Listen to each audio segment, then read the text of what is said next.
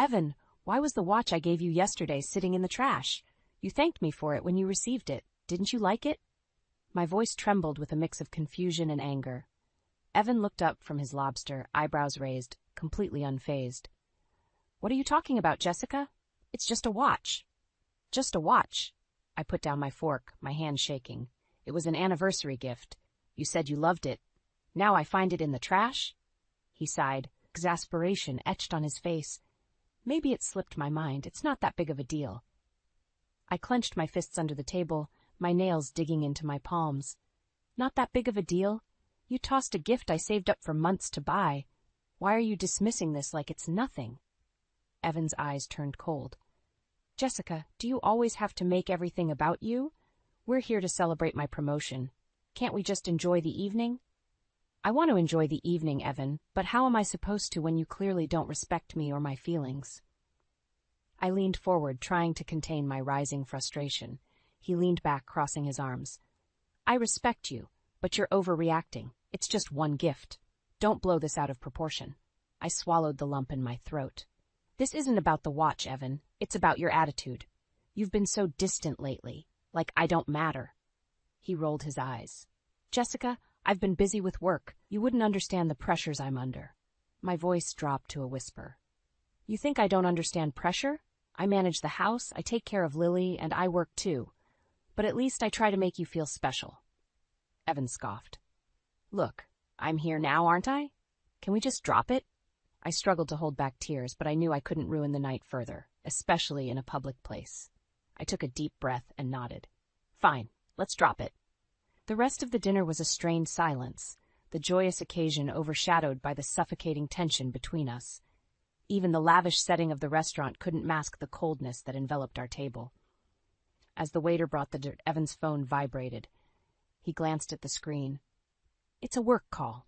Excuse me. He stood up and walked towards the exit. I stared at his untouched creme brulee and sighed. Was this really my life now? Always second to his job, always discarded like the watch. When he returned, he slid back into his seat with a forced smile. Sorry about that. Crisis averted. Maybe next time just leave the phone, I said, unable to keep the edge out of my voice.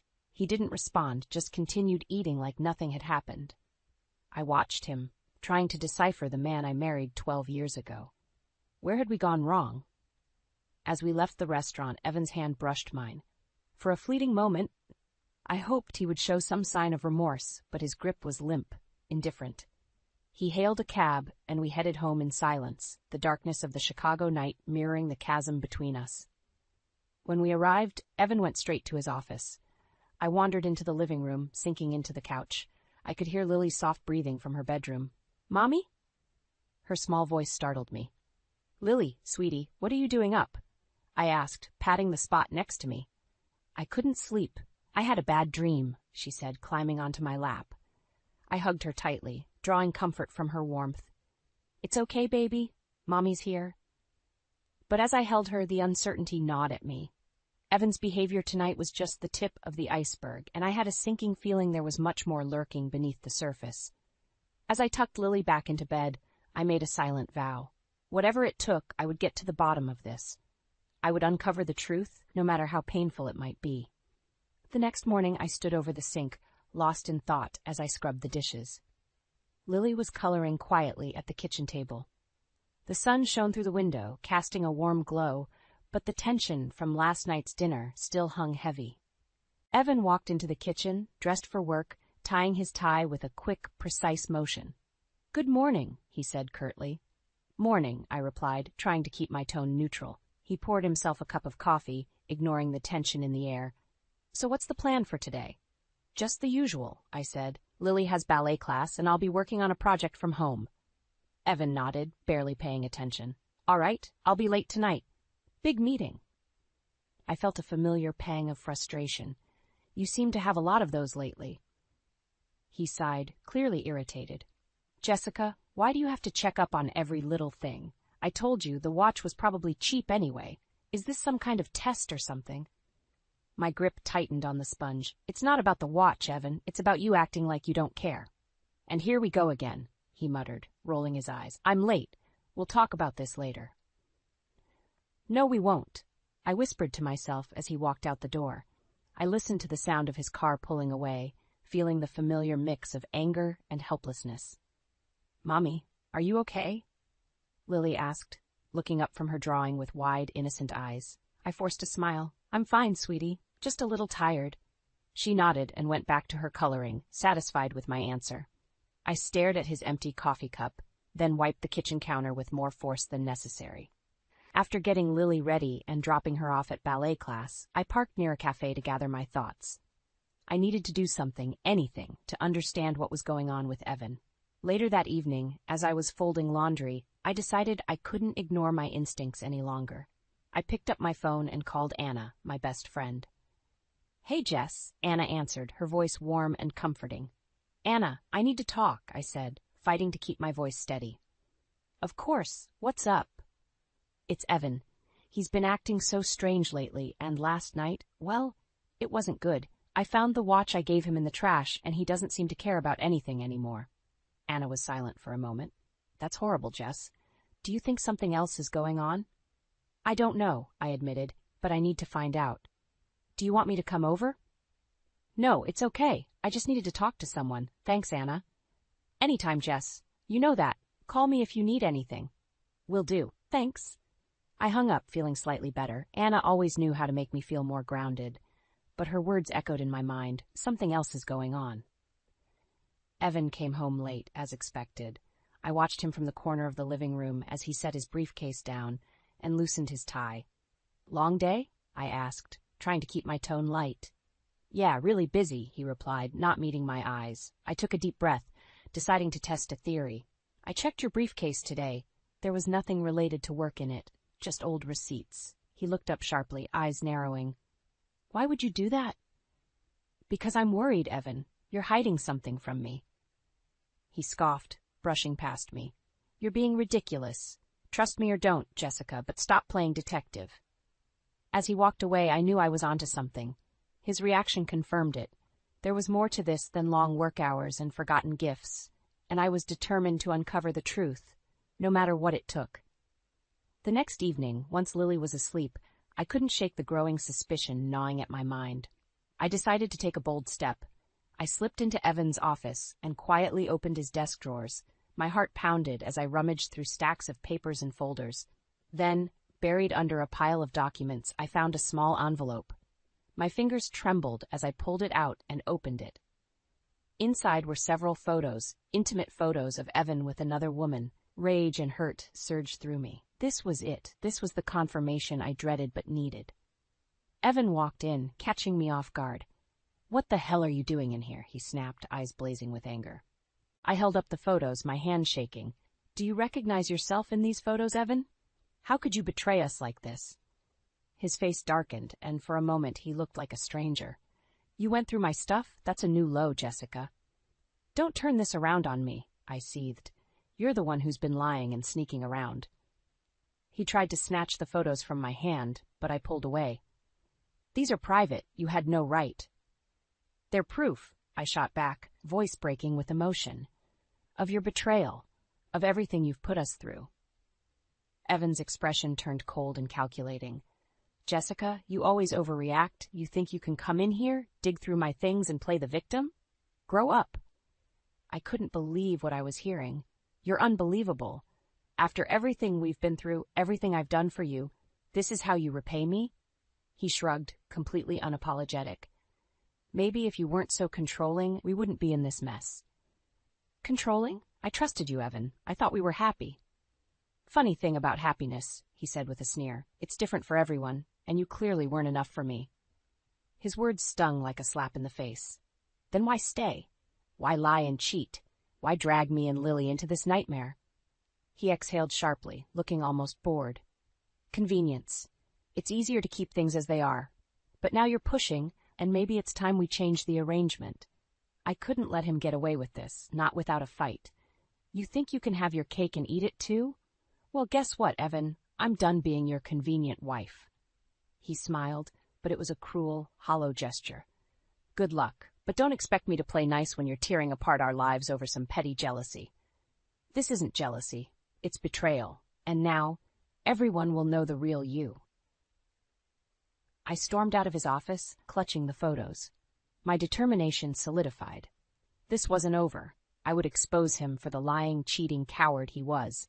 In the living room, I collapsed onto the couch, phone in hand.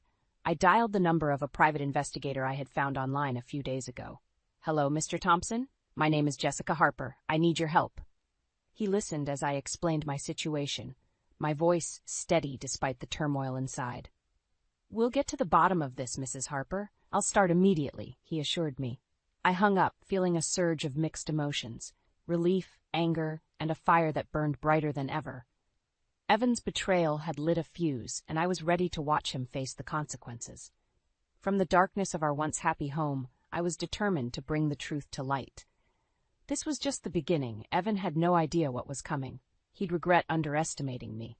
I spent the next few days in a blur of activity, but just setting plans into motion with a resolve I didn't know I had. First, I reached out to Rick Taylor, a sharp attorney recommended by Anna. Rick listened intently as I laid out my situation. "I've informed our lawyers and both of our families. There's no turning back now, Evan," I rehearsed under my breath as I gathered documents for Rick.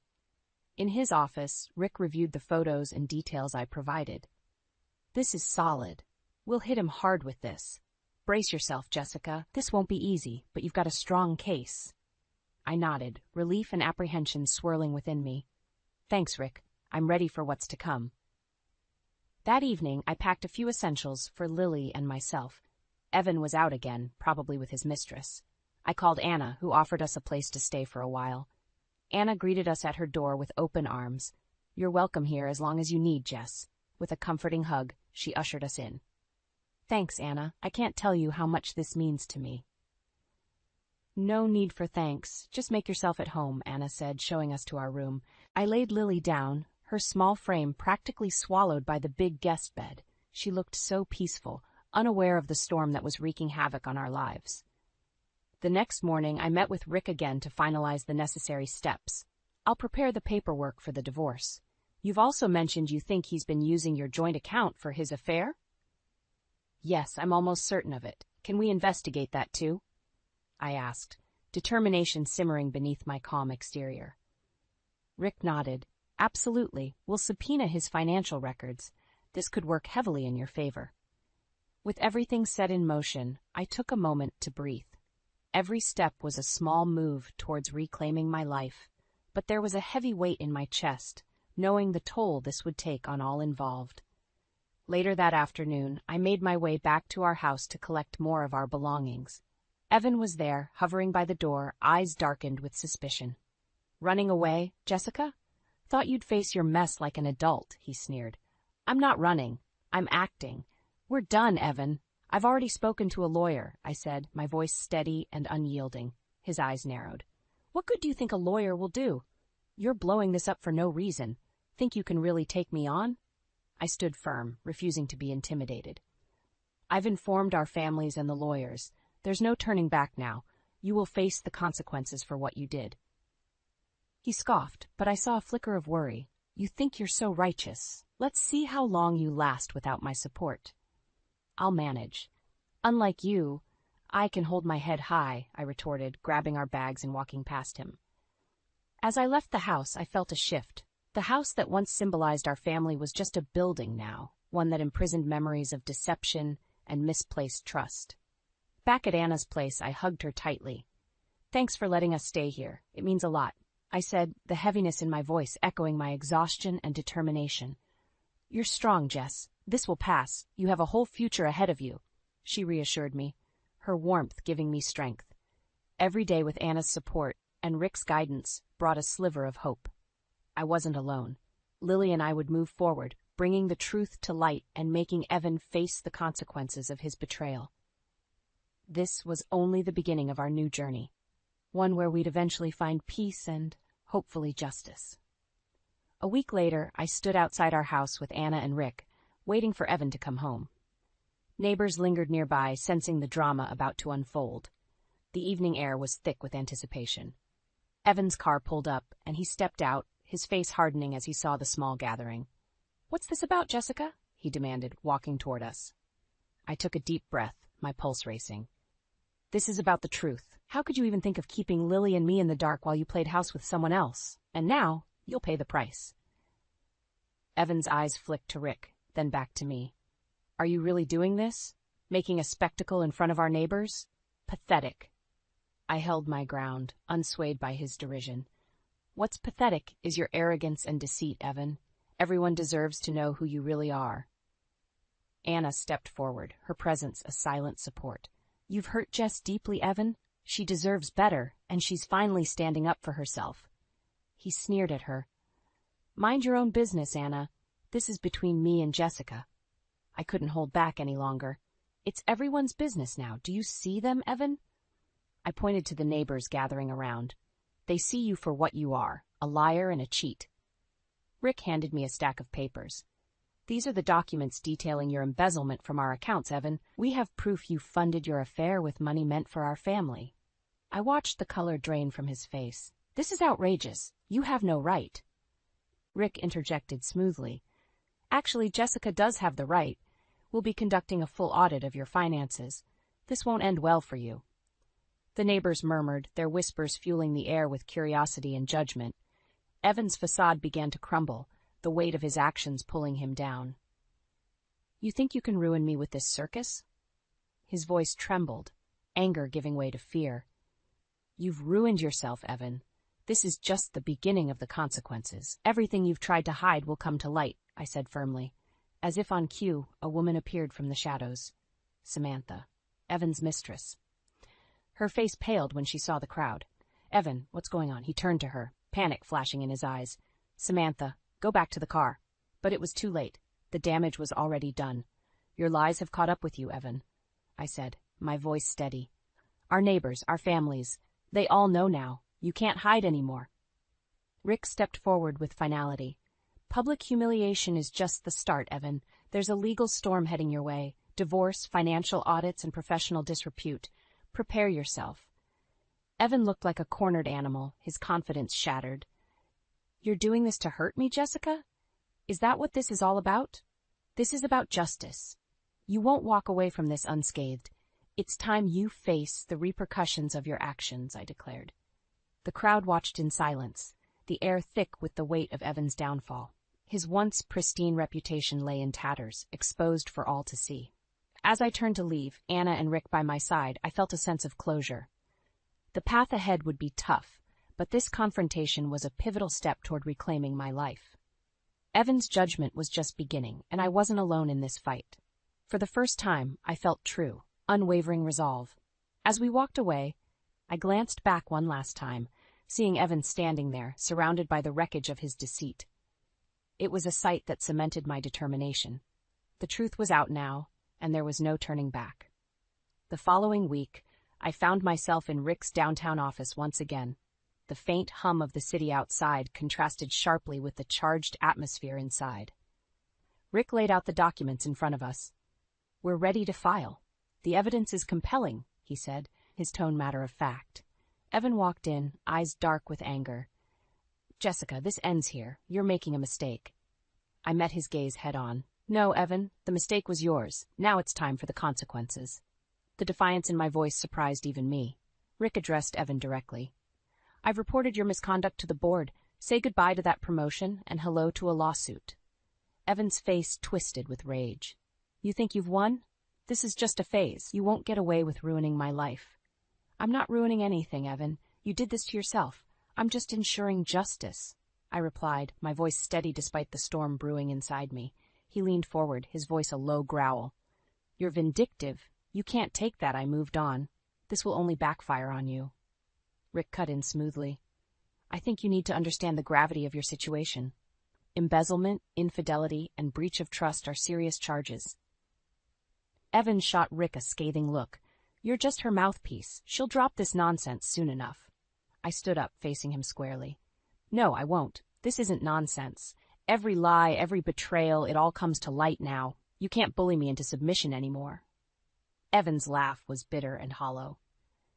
You're naive, Jessica. Do you think the corporate world cares about your moral high ground? They don't. Rick smiled calmly, showing a confidence that rattled Evan. Her moral high ground, as you call it, is also backed by legal evidence. The board cannot ignore that. Evan scoffed, but I could see the cracks in his facade. You're throwing away everything for what? Spite? No, Evan, for truth, I corrected. Lily and I deserve better. We deserve honesty. Evan turned to leave, shaking his head. You're making a big mistake, Jessica. One you'll regret. Rick's voice followed him out. We'll see you in court. As the door shut, I felt a weight lift off my shoulders. Rick placed a reassuring hand on mine. You're doing the right thing. The weeks that followed were a whirlwind of legal motions and preparations. The day of the hearing, the tension in the air was palpable. Evan arrived with his lawyer, a shrewd-looking man with a practiced air of confidence. The courtroom buzzed softly as the judge entered. All rise, the bailiff announced. We presented our case solidly, the evidence piling up against Evan, emails, bank statements, and more intimate photos than I cared to see, each piece a nail in the coffin of his defense. Evan's lawyer tried to deflect, paint me as vindictive and unstable.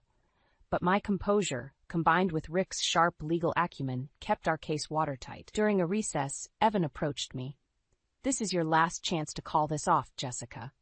I've reported your misconduct to the board. Say goodbye to that promotion and hello to a lawsuit, I repeated, the words now seared into my mind. I'm not backing down. His face contorted with rage. This isn't over.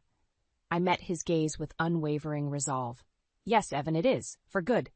As the judge returned with the final decision, I held my breath. The ruling was firm. Evan was found guilty of embezzlement and ordered to repay the funds. Custody of Lily was granted to me, along with substantial spousal support. Leaving the courthouse, a sense of justice and closure washed over me. Evan's storm was finally behind us. As Rick walked beside me, he said, "This is just the beginning of your new life." I looked ahead, feeling the warmth of the sun on my face, a new chapter unfolding. Thank you, Rick, for everything. Evan's fall from grace was complete, and for the first time in months, I felt a glimmer of hope. With Lily at my side, we had a chance for a fresh start, a life untainted by betrayal and deceit. The day after the court ruling, I walked up the courthouse steps, surrounded by reporters and spectators. The media buzzed around Evan's downfall. Cameras flashed, capturing the final spectacle of his shattered life. Evan stormed past me, his face a mask of fury. "You think this is over, Jessica?" he barked, eyes blazing. "You'll regret every bit of this." Ignoring him, I pushed through the crowd, Rick close by my side. He approached a group of reporters waiting eagerly for a statement. "My client has delivered a powerful message about justice and integrity today," Rick said firmly. "No one is above the law." Someone in the crowd shouted at Evan, "How does it feel to lose everything?" Evan spun around, his voice dripping with venom. "This isn't over. She'll pay for this." But his threats couldn't touch me anymore. I felt untouchable, standing in the light of truth. The front-page headlines the next day read, "Corporate Exec Falls from Grace, Embezzlement and Infidelity Exposed." Evan's boss, David Brooks, was among those reading the news. Later, David called me into his office. As I stood there, he leaned back in his chair, studying me. "Mrs. Harper, this must have been quite an ordeal for you." "Yes, it has," I said, maintaining a composed stance. "But it was necessary," David sighed. "Evan's actions have tarnished our company's reputation. We've terminated his employment effective immediately." "I understand," I replied, feeling a mix of relief and lingering sorrow for what could have been. "That being said," David continued, "we appreciate your courage. If you ever need any support, don't hesitate to reach out." "Thank you, Mr. Brooks," I said, genuinely touched. As I left the office, I was overwhelmed with a sense of vindication. Evan's downfall had been swift and deserved. His loss of employment was just the beginning.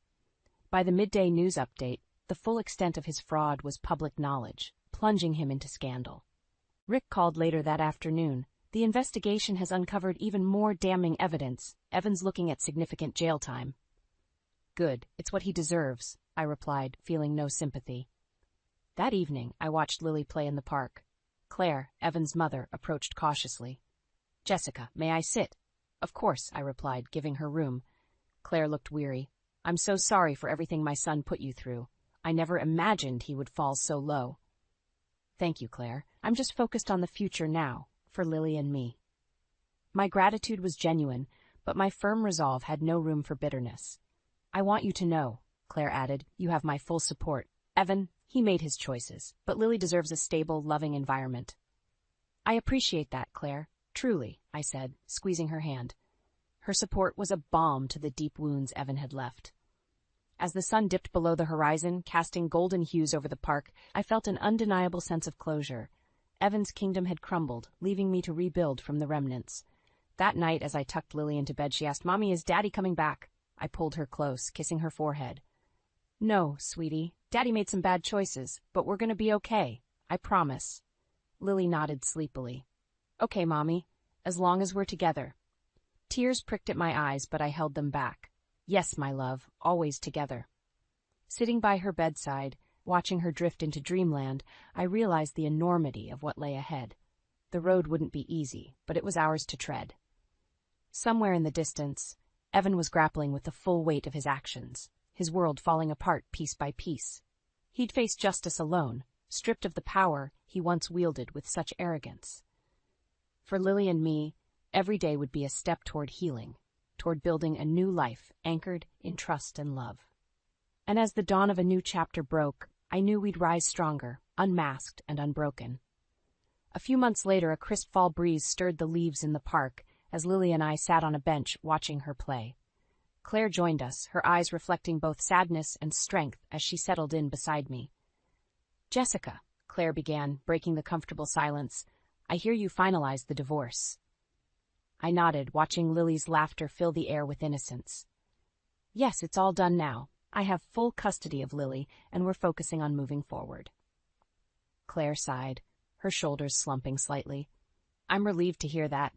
You both deserve peace and happiness after everything Evan put you through." I responded with a soft smile.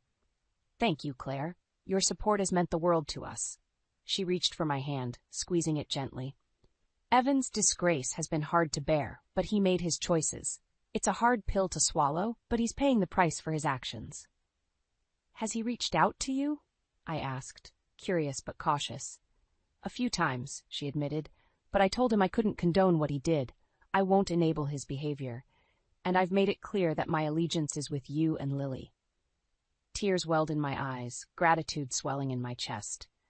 "Thank you for standing by us, Claire. It's been a harrowing journey, but knowing you're with us has made it a bit easier." Claire's face softened. "You've shown remarkable strength, Jessica, more than anyone should have to, but you're starting anew, and that's what's important." Our conversation was interrupted by Lily running up to us with a bright smile.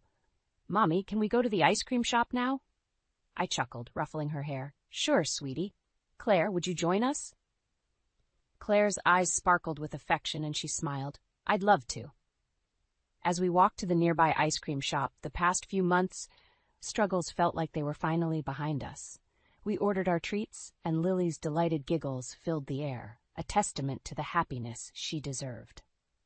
While we were seated, savoring our ice cream, Anna showed up unexpectedly. Spotting her, I called her over, grateful for yet another source of support. "Hey, Jessica." "Claire," Anna greeted, pulling up a chair. "How's everything?"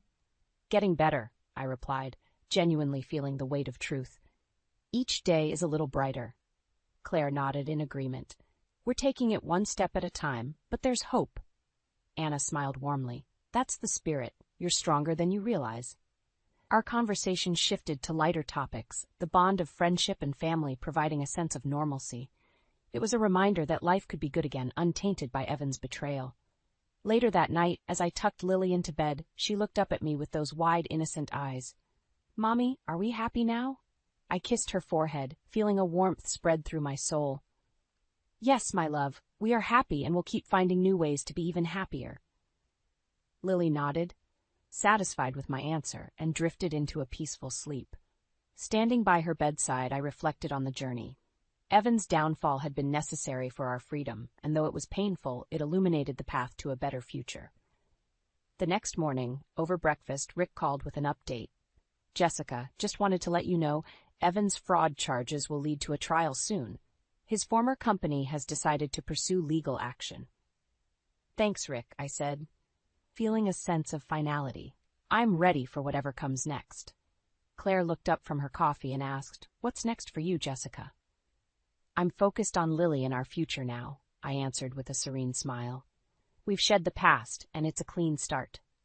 As I said it, I felt the truth of those words settle in my heart.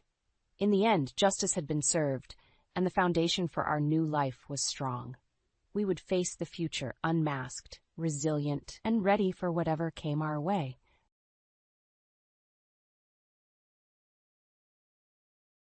One day, I discovered that my beloved husband was cheating on me. After fertility treatment, I finally got pregnant. I was expecting a baby in a few months. That's when it happened. My husband, without taking offense, told me to leave the house while I was pregnant, and I decided to leave as I was told. But I'm not going to back down just like that. I will definitely get revenge. A man who has the audacity to cheat on their wife while they're pregnant should go to hell. My name is Jessica. I am 32 years old. I have been married for 5 years to my husband, Simon. I met Simon when I was 26, and that's when we started dating. He made a big move on me, and we got married 6 months later. It was a quick marriage. My father runs a company, and my husband and I met there. Because of the connections to my father, my husband is called a candidate for the next president in the company. I liked Simon and was happy with the marriage itself, but we had a problem.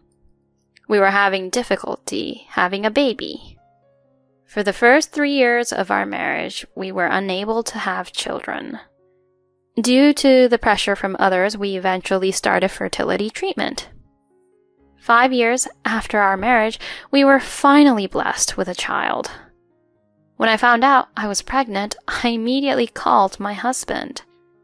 Simon! I just went to the hospital. Hospital? Why? I'm pregnant. What? We have a baby. Finally. Tears well up in my eyes as I feel as if all the struggle and stress I've been through has finally paid off. All our efforts have finally blessed us. My voice over the phone was probably trembling. But in contrast to my joy, my husband's reaction was more subtle. Oh, well, that's good. That's all you can say? We've worked so hard for this.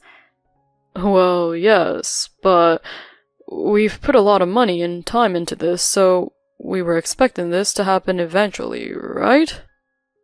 Don't say it like that. You said you wanted to have children, so I even took a leave from work to devote myself to treatment.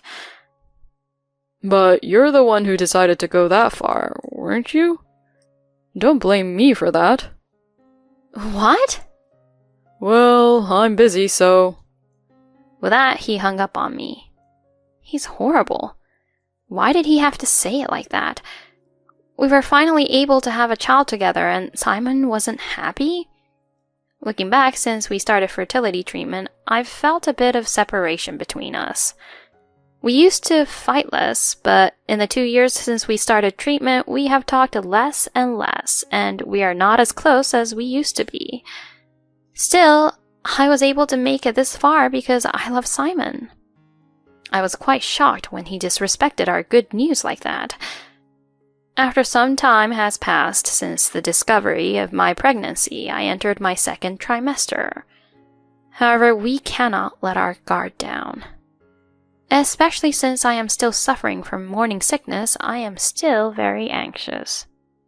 Even though Simon was on early maternity leave due to my severe morning sickness, he was doing whatever he wanted, like going out drinking. He didn't help me with the housework at all, so I have to do it all by myself. I asked for his help several times, but he would say, I work outside the house. Every time. He didn't seem to think anything of my suffering from morning sickness. Then one day, I couldn't take it any longer and decided to have a talk with him, face to face. I wanted my husband to change his attitude towards our life. He was out drinking that day, and it was past 1 a.m. when he came home. I immediately confronted my husband. Hey, what time do you think it is? He gave me a blatant look of annoyance. What? You're awake? If you keep on saying you're struggling from morning sickness, why don't you just go to bed? How can you be so terrible? Please, be a little more cooperative. Huh? I'm working for you so that we can make a living. I appreciate that, but I also have to take care of my health, and I need you to help me with the housework, even if it's just on your days off. My husband sighed deeply and continued. Hey, pregnancy is not a disease, right? Why are you trying to get spoiled? I just want to have a more peaceful pregnancy. Man, I've had enough. I'm working my butt off, and you want a peaceful pregnancy? You're just trying to make things easier for yourself. What? You don't have to go that far.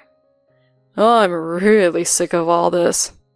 I'm going to stay elsewhere for a while, so don't call me. Hey, Simon! I'm out. My husband took the bare minimum of his belongings and left the house as if he didn't hear my voice. How could he?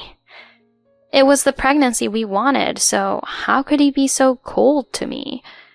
Shouldn't a husband and wife help each other when the other is in pain? I was shocked by my husband's cold attitude, but even more than that, I felt anger toward him. I contacted him several times, but he would persistently say, You're annoying me. Don't contact me until I call you. And was as arrogant as ever. After that day, my husband indeed did not come home for a while. I was lying in my room with morning sickness that day. Then I received a call from an unknown number. Who could it be? If it was someone from the company, I would have it in my phone already. With this thought in mind, I picked up the phone. Hello? Oh, there she is. Jessica Miller, right? Yes, that's me. I'm sorry, who is this? Oh, me? I'm Simon's future wife. What? By Simon, are you talking about my husband? I asked fearfully, and she snickered on the other side of the phone and said, Who else could it be? I mean, when I'm contacting you, isn't there no one else? What on earth is this? Simon's future wife? He's already married to me.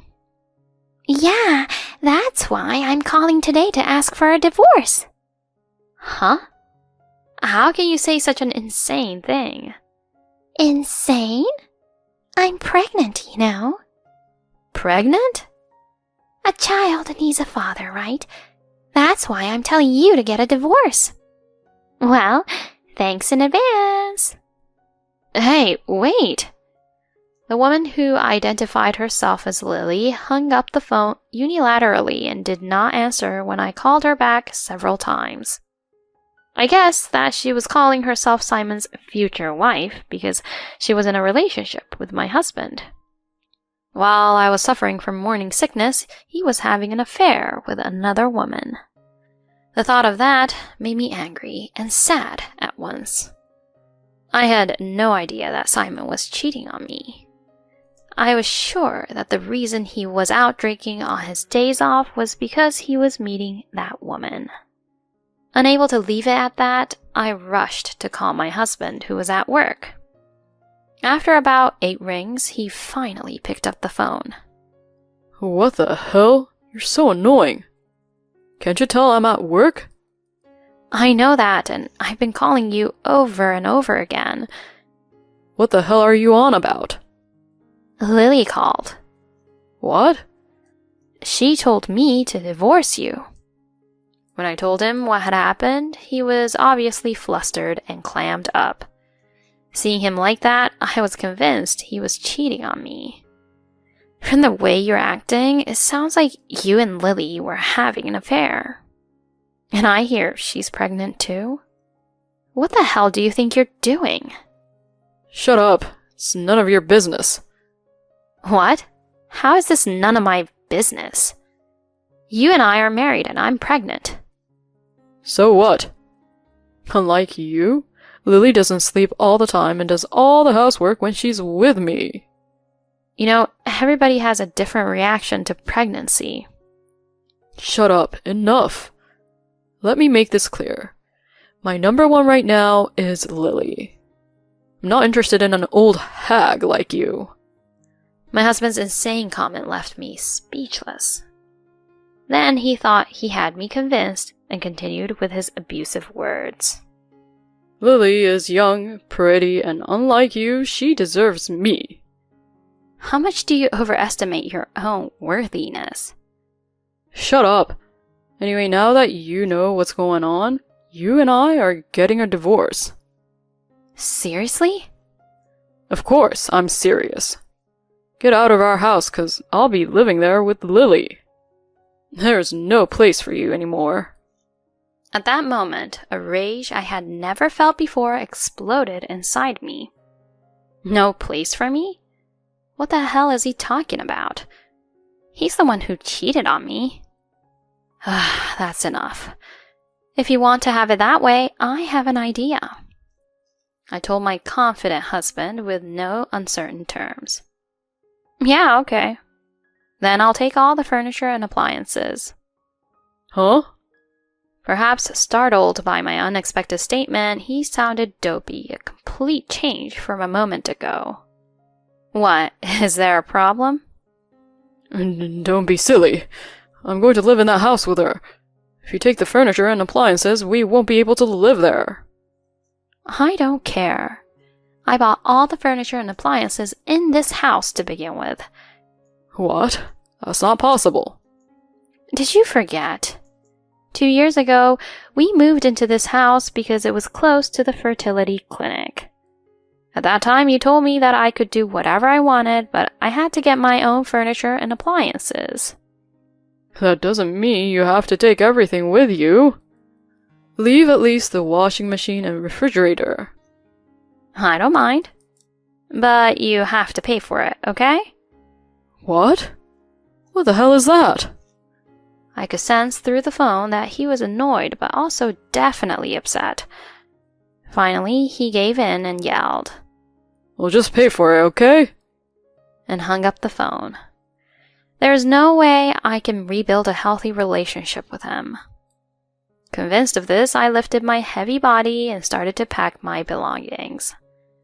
A few hours later, I got a call from Lily, the affair partner again, probably after hearing from my husband. Oh, hello? Is this Jessica? I heard you're going to move out of that house. So what? I'm telling you, I'm going to charge you a very steep alimony. Alimony? Oh, I don't mind. Go ahead, ask for as much as you want. That's very generous of you. You make that much money? Oh no, I'm just a part-timer, and I already quit that too. Then how are you going to pay the alimony? That's obvious. Simon, the next president, will pay everything for me. The next president? That's what she's saying, but I've never heard of my husband becoming the next president of the company. As far as I know, my husband doesn't have that kind of money to spare, and he's never been good at saving money. He definitely won't be able to afford to pay alimony for his affair partner. But she is not worried at all. She doesn't even suspect him. Anyway, I don't really care as long as I get the money. Well then, I'll ask for as much alimony as I can. Yes, whatever. Well, it can't hurt me, though. I really hope you're right. Okay, bye-bye. I hung up the phone and blocked her number. The next day, I found the divorce papers in the mailbox. My husband's part already filled in. I decided to go back to my parents' house and file the divorce papers on the way there. I then asked my lawyer about the divorce and filed a claim for alimony against my ex-husband and the affair partner. 2 weeks later, as expected, I get a call from my ex-husband. The first thing he does is yell at me. Hey, you! What the hell is wrong with you? What? Stop trying to play dumb. Why do I have to get fired? Oh, well, it's natural, isn't it? You paid the alimony with the company's money. What? How do you... Did you think I wouldn't find out? My father runs this company. Well, that's... My ex-husband holds a pretty high position in our company, so I guess he thought he wouldn't get caught even if he spent some of the company's money for himself. When I became suspicious that the stipulated amount of money was transferred immediately after the alimony claim, I decided to ask my father to check on the company's money. As a result, as expected, it was discovered that my ex-husband had paid the alimony with the company's money. Furthermore, it turned out that he had been embezzling company money in various ways. When I told him this, he instantly clammed up and reacted pathetically. You're a scary woman. To that I said, the alimony and child support I claimed from you, the $15,000 I claimed from Lily, the latest furniture and appliances I left behind, and about $20,000 for embezzlement. That's a total of $100,000.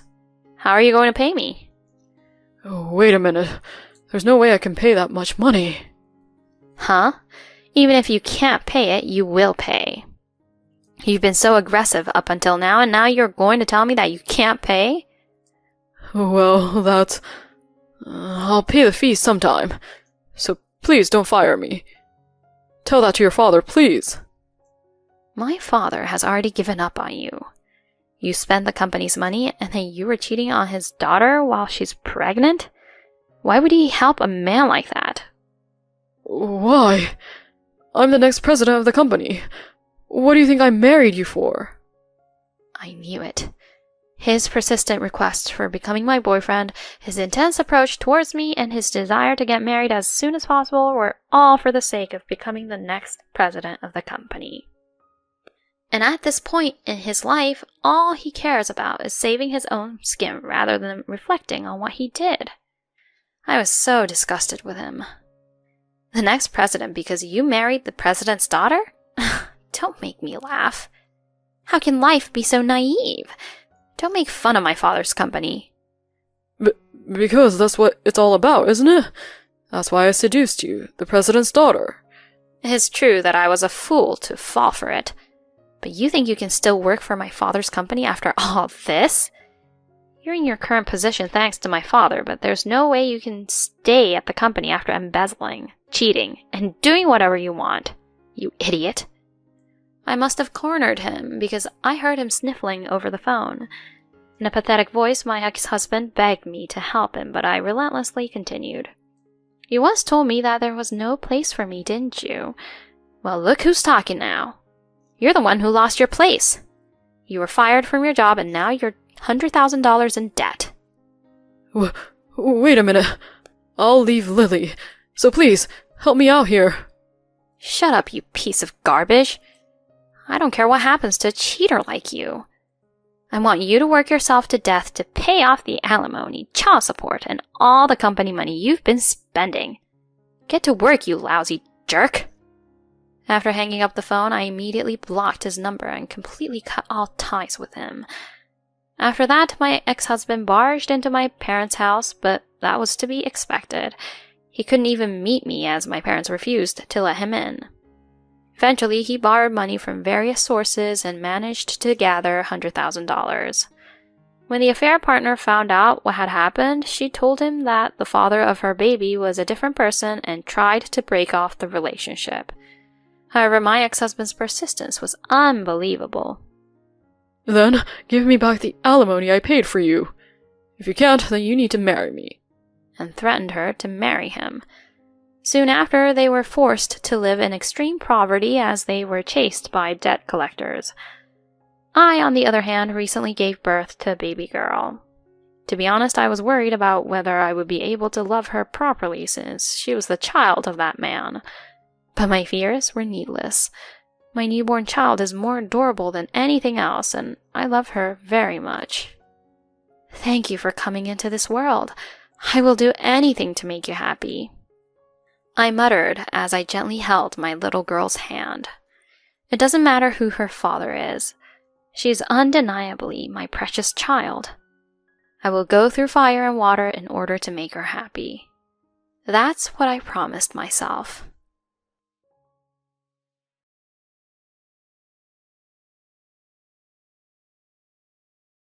Oh no, it's gone. Why? As soon as I got home, I couldn't help but to scream. I looked everywhere, but I couldn't find my treasure, the $5,000 ring. Oh, that expensive-looking one? My sister wanted it, so I gave it to her. Oh, it's fine, right? No, it's not fine. That was given to me by my mother, and it's irreplaceable to me. Oh, shut up. I'm the one who has been supporting you, so don't talk crap about my decisions. I'll divorce you if you don't quiet down, okay? I could leave you anytime I want to, you know? All you have to do is say, yes, I understand, and obey me. I bit my lip and burst into tears at his arrogance. Fine, then if my husband Dan is going to go that far, then I also have an idea. He better not underestimate what I'm capable of. My name is Nora. I am a full-time housewife who turned 37 this year. I used to work as a nurse before I got married, but I quit my work when I got married at the request of my husband, Dan. Dan was working as a salesman for a company at the time of our marriage, but he recently changed his job. He now works from home. Since Dan and I share the same hometown, both our parents live nearby. And although we do not live together with Dan's parents or my parents, both of our parents live very close to where Dan and I live. And we have no kids. It's not that we didn't decide to have kids, but even after 10 years of marriage, we weren't blessed with a baby. After about 5 years of marriage, I went to the clinic once for a checkup and found no issues on my part. As for Dan, I don't even know if there is an issue or not because Dan has never gone to the clinic, no matter how many times I have urged him to do so. But I am not going to complain about it, nor am I going to force him to go to the clinic for a checkup. For my part, I would be happy if we could live a nice life together as a couple, even if we don't have kids. My parents also weren't the ones who would ask for grandkids every time we saw them, and leave the matter of having a baby to Dan and I. But my mother-in-law Lauren had a completely different view. She would come to my house unannounced and without telling me, and every time we saw each other, she would ask if I got pregnant yet with her grandchild. I could understand that she wanted to see her grandchild, but her constantly asking me about getting pregnant was stressing me out and was really getting to me. And Lauren also complains about my housework. Oh, Nora, what's with the way you fold the laundry? You're a housewife, so you should be more careful. What? Is there something wrong with it? I'm just doing it normally. Oh, you're always talking back. You're acting like that to Dan too, aren't you? No, no. You have to support your husband properly. If you can't do that, then you're not qualified enough to be his wife. Every time she would say anything, it would always go like that. It could be a small thing, but when they pile up, it becomes an unbearable pain. I have talked to Dan about it, but he just won't listen to me at all. And actually, even Dan was giving me a hard time. Hey, about your mother, I get really hurt when she says such terrible things to me, you know. You could at least talk to her about it. You married me to be a family with me and to be my wife because you wanted to, right? Just listen to what my mom has to say. And why don't you just stop complaining and do the housework properly? I'm busy with work, but you're doing nothing. Dan doesn't seem to want to get into trouble with Lauren, who is really stubborn, so he's always trying to make me feel guilty. And even though it was Dan who requested that I become a housewife, he would always look down on me and say that since I don't work, I'm not busy when I am busy with house chores. Just dealing with Laura and Dan is enough, but recently another problem has come up. And that was Dan's sister Justine. She has been my problem too recently. Justine is the same age as me, and she is also married. She lived within 30 minutes distance, but apparently she had a big fight with her husband, so she packed her bags and moved back to her parents' house. If that was all there is to it, there was nothing I could say anything about Justine. But just like Lauren, Justine would come to my house without any notice and goes through my house as if it was hers. Unlike Lauren, she has never said anything terrible to me, but anything she finds in our house, she always wants it.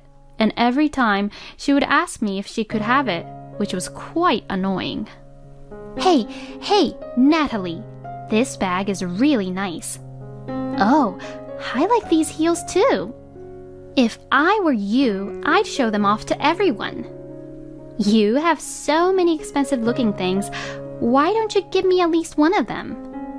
Dan bought them for you anyways, didn't he? No, he didn't. I bought all of them with my own money a long time ago, and some with my savings after we got married. If you want them, why don't you buy them yourself? I don't have that kind of money, so that's why I'm asking you to give it to me. Oh, this ring is cute. And doesn't it fit my finger perfectly? I won't ask you for money, so please just give me this one. What Justine was looking at was a ring with diamonds on it. This ring was a precious thing that my mother had given me when I got married. My mother had told me that it costed about $5,000. But how much it costed was irrelevant at this point. I was happy that my mother thought of me and gave me this ring. So it's only natural that there was no way I could give up a precious ring, which was also my treasure. When I firmly refused, Justine had a sulky attitude and said, "Oh, fine," and then she left the house angrily. I then decided to move the ring out of the drawer and put it into the bedroom closet, just in case. This way, the next time someone looks into my dresser, they wouldn't know where I put the ring. If I went this far, Justine would surely give up on the ring as well. And one day, that day I had gone to a nearby supermarket to buy ingredients for dinner. Normally, I would go home as soon as I bought what I wanted, but I happened to run into one of my neighbors, so we talked to catch up for about 30 minutes. After that, I was able to go back home without any incident, but as soon as I entered the living room, I felt somewhat strange. The arrangement of the furniture seemed to have changed somehow. And it wasn't just the living room. Things in the bedroom and the room which is used for storage looked like it was moved around. The first thing that came to my mind was Dan's presence. If there had been a burglary, Dan, who was working from home, would have noticed clearly. So he must know something. I knocked on the door of Dan's study where he was working. He always tells me not to disturb him while he is working, but since it was an emergency situation, I had no choice. Hearing me knock, I hear Dan's voice through the door saying, "What the hell?" I feel like some of the things in our house had moved around. "Well, my mom was here earlier. Can I go now? I'm busy right now." As soon as I heard what he had said, I had a very bad feeling. No way. I panicked and headed for the bedroom right away. Then I reached my hands into the back of the closet. Oh no, it's gone. The ring, which my mother gave me, is gone. I unconsciously let out a scream. Then Dan came into the bedroom, probably because he heard me scream. "Dan! My ring! It's missing!" What shall I do? Where did it go? At my words, Dan then said, Oh, yeah. About that ring. Well, Mom took it. It seems like Justine wanted it, so I gave it to her. Justine was supposed to come and get it herself, but she asked my mother to get it because she wanted to go to the beauty salon. Dan began to say this as if it was nothing to worry about. Dan must have known that the ring was an expensive gift for my mother, so how dare he give the ring away without asking me? So I told Dan exactly what I was thinking. Then Dan's face turned bright red and he raised his voice. What's wrong with you? Don't complain to me when I'm the one who feeds and provides for you. This is not the matter of whether you feed and provide for me or not. I'm asking you why you gave the ring away without my permission. When I responded in a stronger tone than usual, Dan became even more furious and shouted, If you complain anymore, I'll divorce you. At that moment, I just lost my patience. Why must I be treated this badly? I could not remain silent any longer. Fine, then let's get a divorce. I won't let you do what you want to me anymore. So I began to take out a piece of paper I had kept in a cabinet in the living room and began to sign on it. When I returned to the bedroom, Dan looked like he didn't know what to do. Here, these are the divorce papers. These are the papers when you signed it before and threw at me when we argued before. I'm going to go submit this now. Well, good for you. Now we are complete strangers to each other.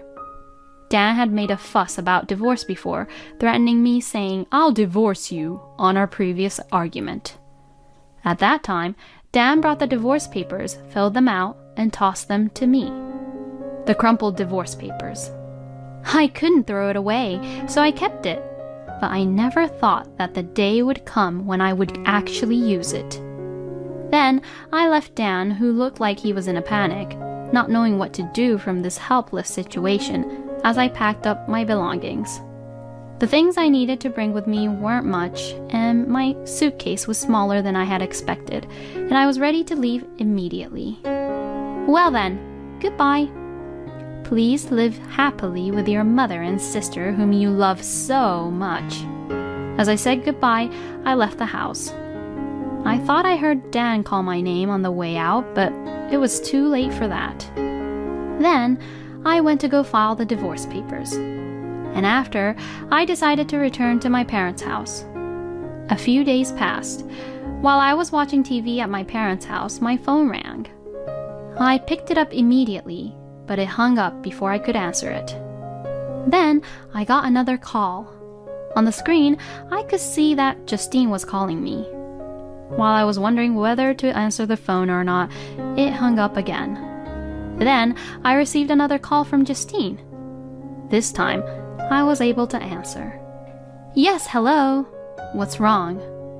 Ah, you finally picked up. What do you mean, what's wrong? I've been calling you a million times, so why didn't you pick up earlier? The loud, piercing voice hurt my ears. Then Justine continues. Ah, well, hurry up and help me. The police are at the party. Just come over here anyways. That's all she screamed to me, and then she hung up the phone. So I got ready quickly and ran out of my parents' house, and I drove to the party venue where Justine was at. I knew where it was without asking. Oh, Nora, you're so slow. Hurry up and explain to him. Justine was waiting for me just after I got out of my car. She pulls me by the hand and I follow her. Justine opened the door to the banquet hall loudly. And there, I saw people whom I've seen before.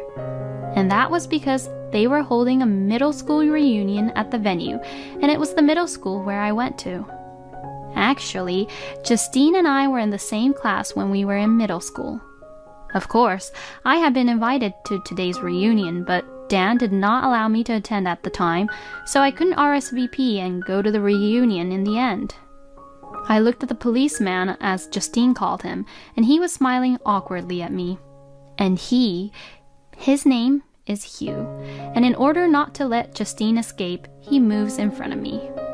He's accusing that I stole this ring from your house without permission.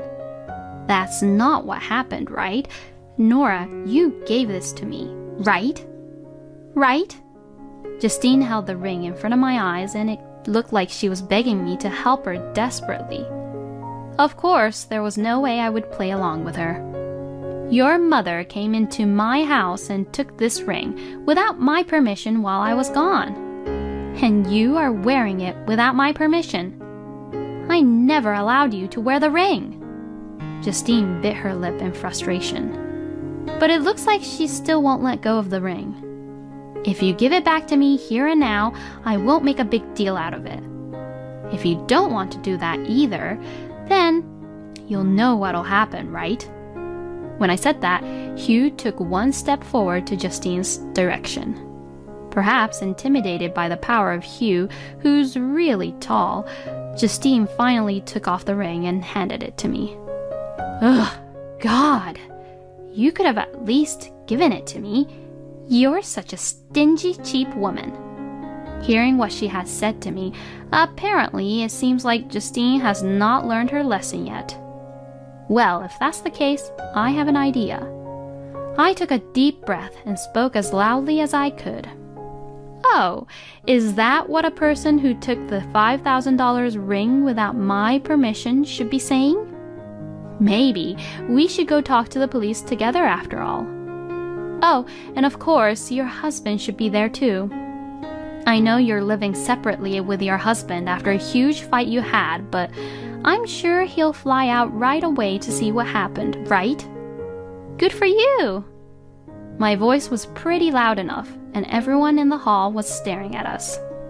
Justine, who had attracted the attention of not only her classmates who were around her, but also those at the edge of the hall, seemed to be really embarrassed at what was happening. Her face turned bright red, and her eyes were all teary. Finally, she couldn't take it anymore and said, "This is terrible," and ran out of the banquet hall while hiding her face. I hope she will reflect a little on her behavior and attitude now. I felt a little bad to have spoiled the reunion as everyone was enjoying before this happened. I apologized to my classmates and left the venue. Then Hugh said to me, I'm glad you got your ring back. "Oh, I'm so sorry, Hugh. I'm sorry you had to help me with all this just because you became the police officer." Indeed, I knew in advance that Justine would surely wear the ring to this reunion. Justine had told me that she would wear the ring when I called Dan to inform him about filing the divorce papers. If Justine regretted not wearing or returning this ring at the reunion, I would not have embarrassed her in front of many people. But since I wasn't there, I had no idea what was going on inside the party venue. So I contacted Hugh, who is now a police officer, and asked him to call Justine. Actually, I was supposed to get a call from Hugh, but it was unexpected that Justine called me when Hugh approached her. Oh, don't worry about it. Oh yeah, why don't you just go ahead and attend the reunion? One of us has left, after all. Hugh explained the situation to the people who organized for the reunion and got permission, and I was finally able to attend the reunion. I felt like I was back being a middle school student again and had a great time. Sometime later, Justine seemed to be too embarrassed to stay in her hometown, and before I knew it, she had moved out. I thought she had gone back to her husband, but apparently not.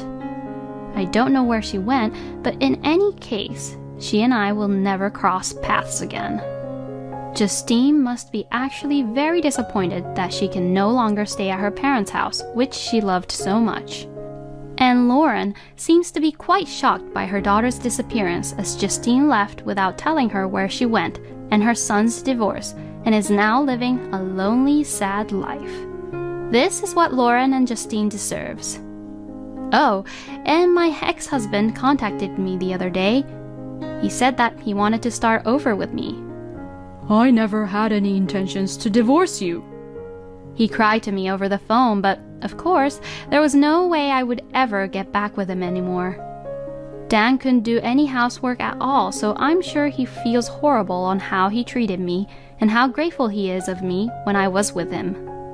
A mutual friend of ours told me that when she happened to see Dan at the supermarket, he was wearing a crumpled shirt, looking exhausted, and had a large amount of frozen food in his shopping basket, so there was no doubt that Dan was regretting what had happened between us. Seeing how dirty and exhausted he looked like, it seems like his neighbors were also making rumors about him. I hope that Dan, Justine, and Lauren will reflect back to what they had done. As for me, on the other hand, I was able to get a job as a nurse, just as I did before I got married. Despite the blank period I had of being a nurse, I am doing my best now, and I am very happy to be able to be involved again in a job that is so rewarding. I may have become a divorcee, but I'm the happiest in my life right now. And I learned a lot from those 3 people, to not be with those kind of people and be ever like them. I also definitely learned that you can't live a good, happy life if you do things that other people wouldn't like, or if you envy other people's things. Thank you for watching until the end. Please subscribe to our channel. We hope to see you in our next video. My husband uses me and cheats on me, behind my back, as he only sees me as his ATM, and as a result, I made up my mind at the front door to get a divorce immediately from my husband. Then, with great force, I opened the front door. Whoa! You scared me. My husband David ended his call in a hurry. Welcome home. You're home early today. Yes, I'm back. Your ATM is back home now. What do you mean? My husband's face is completely pale. I heard about everything what you were talking about just now. So let's just quickly get a divorce, okay? My name is Natalie. It's been 4 years now since I married my husband David. But I would learn the shocking truth about my husband. I would ask myself what I saw in my husband over the past 4 years being married to him. But there is no point in regretting what had already happened in the past.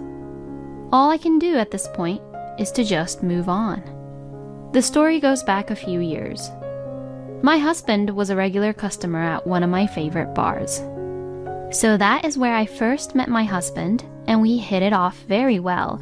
And my husband was being flirty with me, and we had a great time drinking together, but at the time, I didn't really see him as a romantic partner.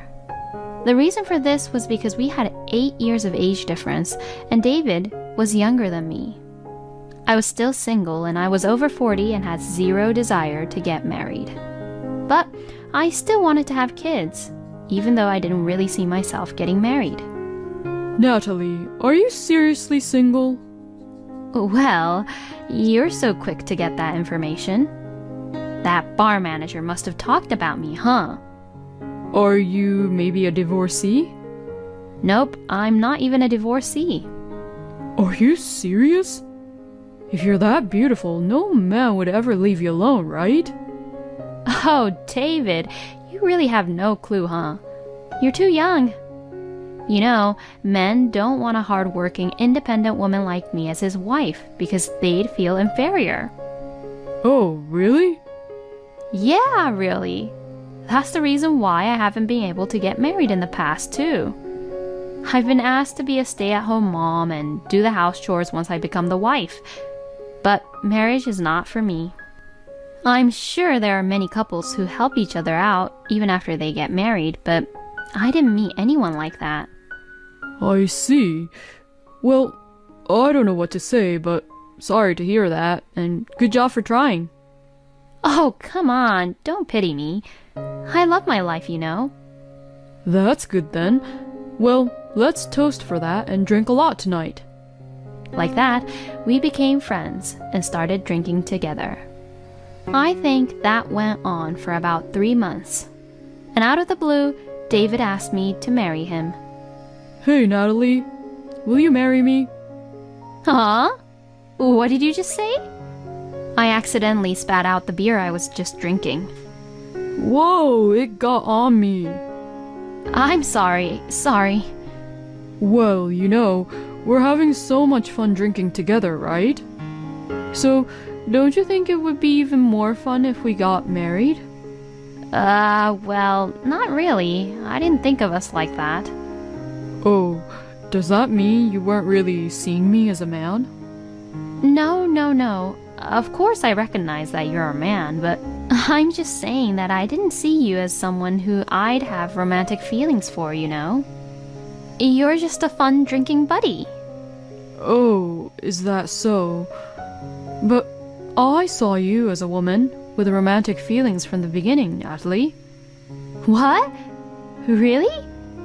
Yeah. I always thought how fun it would be if I could marry a person like you, Natalie. Oh, is that so? Well, thank you for thinking that. Despite how I look, I'm a good cook, I'm also pretty good at doing house chores. Well, that's something new. You think so? Even men do house chores nowadays. Oh, really? Yup, they do. I think I'm a pretty good choice for you. Natalie, you can just focus on your work, and I'll take care of the house chores. I'll cook delicious meals and clean up around the house really nicely. On top of that, you'll have a fun person to talk to who you can also drink with. Come to think of it, that doesn't sound so bad. David is not at all like the other people who have asked me to marry them. And that's great. He's going to take care of the house for me. Oh, no. I should be a little more logical here. I'm not even in a relationship with David, and he already asked me to marry him. This could be a risky issue. Look, with everything that you said, I'm very happy, but you and I have never been in a relationship before. And if you're just asking me to go out first, that's understandable. But asking me to get married right away is just... Well, it's also really nice of you to ask such a thing to an old lady who's 8 years older than you, but asking for marriage all of a sudden is... Oh, really? Nowadays, it's not unusual for people to get married after 0 days of dating. Didn't this also happen a while ago with some celebrities? Oh, I'm sorry. I don't know much about the celebrities world. Let's just get married. Marriage is all about finding a partner. I think I'd make a pretty good partner, don't you think? But I'm 8 years older than you. Won't you think that would be an issue? Huh? Natalie, if there were 51 $1 notes and 58 $1 notes on the table, would you be able to tell which was which? No, I don't think so. Then the concept is exactly the same like that. You may be concerned about the age difference now, but when you're 58, I'm 50, right? So there's not much difference if you think it that way. I see David's point. So I accepted his marriage. To be honest, this all happened because I was earning money without any issues, and I thought that it would be easy to just get divorced if we didn't work out. I enjoyed drinking with David so much that I even felt like it would be normal for us to live together. And so, my husband came to live with me in the house which I owned once we got married. My husband really took charge of the house and did a lot of things for me. Welcome home, Natalie. It's beef stew today. I'm home. Wow, I can even smell how good it is from outside the house. Thank you. Shall we open a bottle of white wine today? Sounds good. All of my husband's dishes are all fancy and really delicious. Natalie, I ironed your shirt for you. Thank you. My life became a lot easier after I married my husband. But one day a little incident happened.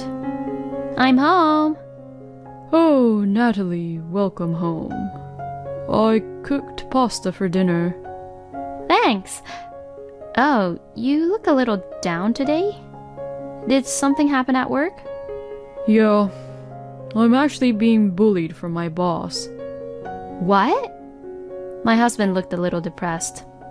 It's happened many times before, but I feel like I'm losing my mind. From what I heard, David's boss has been harassing him endlessly, forcing him to do jobs which David wasn't even hired to do. And then I said something which I shouldn't have. Looking back now, I realized that my husband had tricked me into saying that. You should just quit if they're treating you like that. What? But... You won't be able to go on if you keep going like that. Yeah. It's okay. I am earning money. As long as it's okay with you, I wouldn't really mind if you just become a full-time house husband. Are you sure about that? Of course. Actually, thank you so much for taking care of the house even while you were working. I'll give you money for living expenses, of course, and I'll even give you some allowances for you to spend as you like. Thank you, Natalie. Thank you so much. Thank you too, David. I'm sorry I didn't realize it sooner. So, my husband quit his job and became a full-time house husband. I never let my husband, who originally took care of the house, pay for our living expenses. It's only natural to do so since he takes care of the house for me. When my husband quit his job, our life did not become difficult. I can easily earn enough money to pay for my husband's allowance. And my husband continued to take good care of the house. I was relieved that David was free from his job and he seemed to be energetic. After 4 years of such peaceful marriage, I somewhat felt that something strange was going on. Welcome back. Today's dinner is beef stew.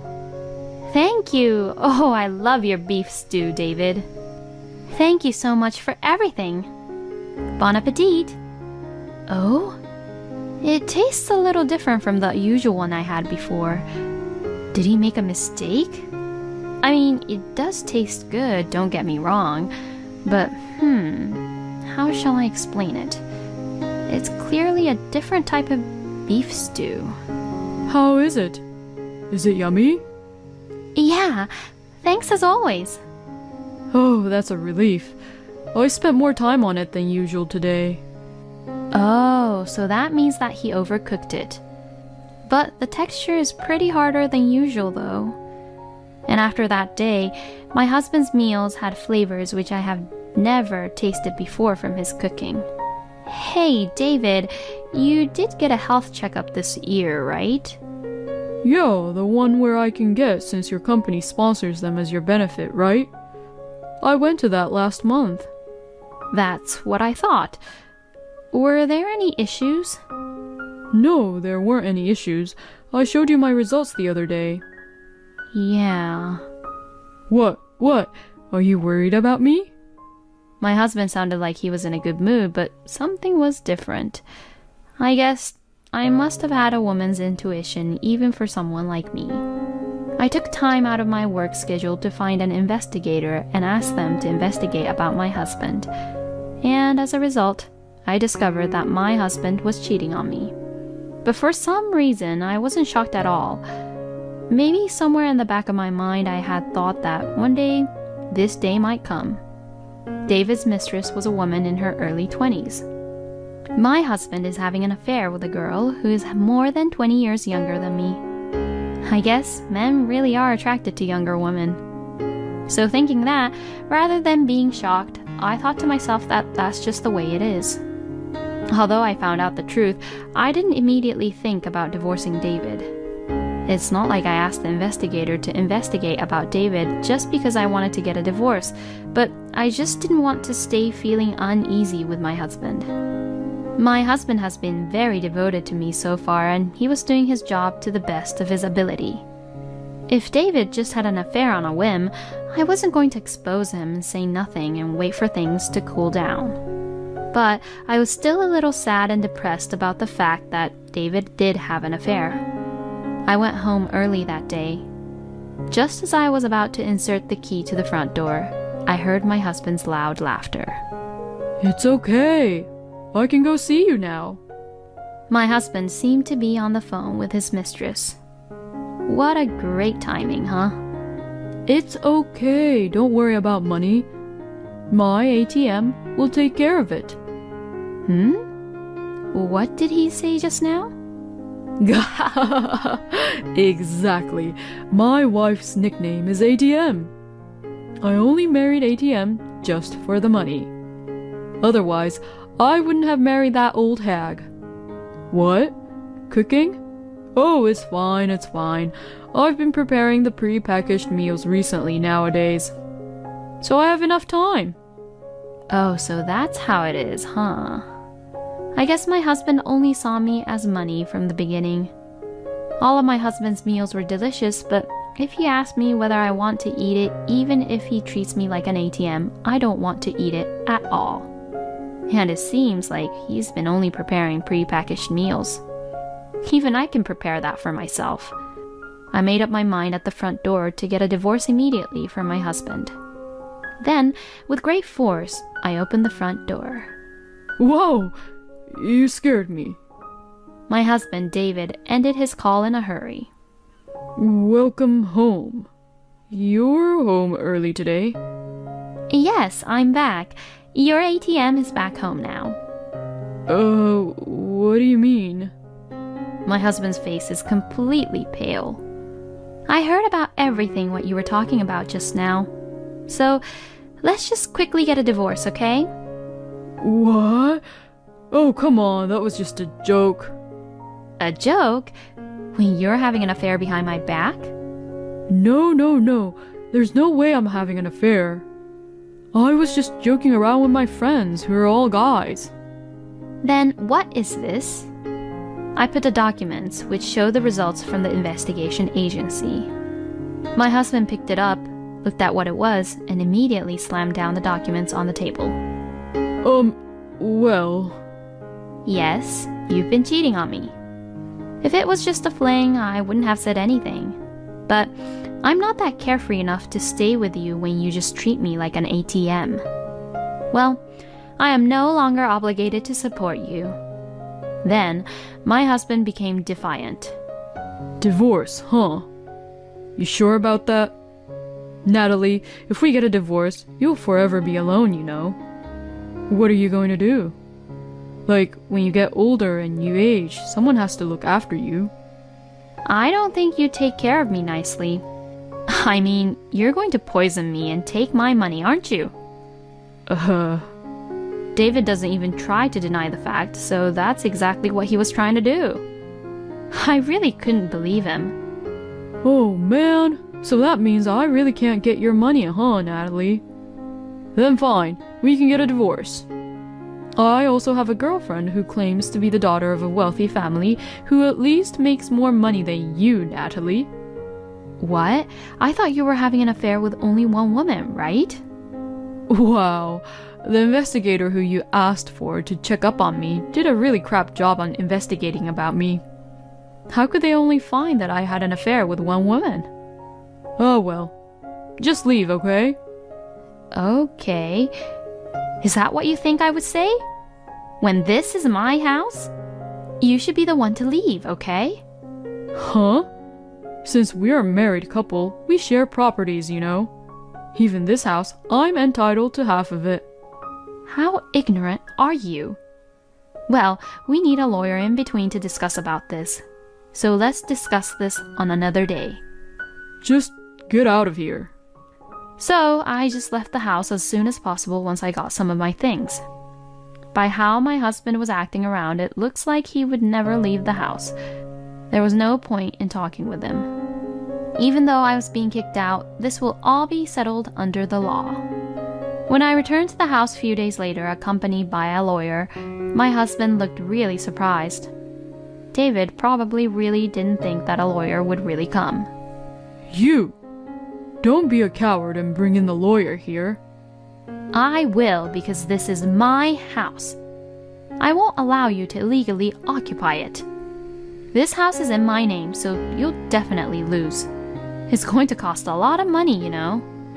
When my husband heard that it would cost a lot of money, he accepted to move out of the house and packed up his belongings and left in about 3 days. Later, the divorce was successfully finalized, but my ex-husband was still being obsessed with money.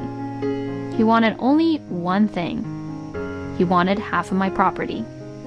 But when it was discovered that my ex-husband had been having an affair with 3 women and that I told him that I would request alimony, he got quiet instantly. In the end, it was settled that the common property for the 4 years of the marriage was to be cancelled off with the alimony. At that time, my ex-husband spoke highly of the wealthy young lady who was his main love out of the 3 women, and boldly said that he would never run out of money. David only spoke about money until the very end. A month later, as I was regaining my peace and quiet, I received a phone call from David. Natalie, I'm really sorry. Oh, so you're apologizing to me now? What happened? That woman was a fraud. Huh? You know, the woman with the wealthy family. Oh, okay. And? Did she take all your money? Yes, exactly. She asked me if I wanted to get in on her dad's investment. So I gave her all the money I'd saved during the years I worked. She told me I'd make a lot of money. You're such an idiot. Natalie, please help me. I really don't have any money anymore. Well then, have a nice life. Goodbye, I'm gonna block you. I then hung up the phone and blocked my ex-husband's contact information.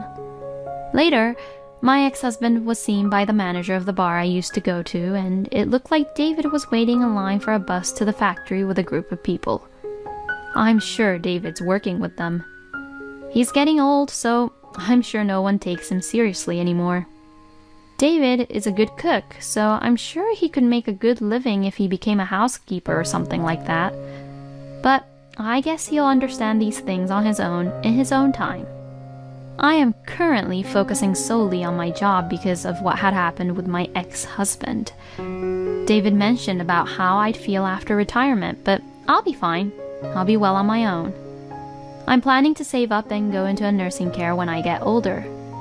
It is okay for everyone to have a different path in life. I will live my life the way I want to. A marriage after 0 days in a relationship, what a challenger, huh? But I guess Natalie was able to do that because she had enough money. I hope Natalie's life from now on will be prosperous. Thank you for watching until the end. Please subscribe to our channel. We hope to see you in our next video.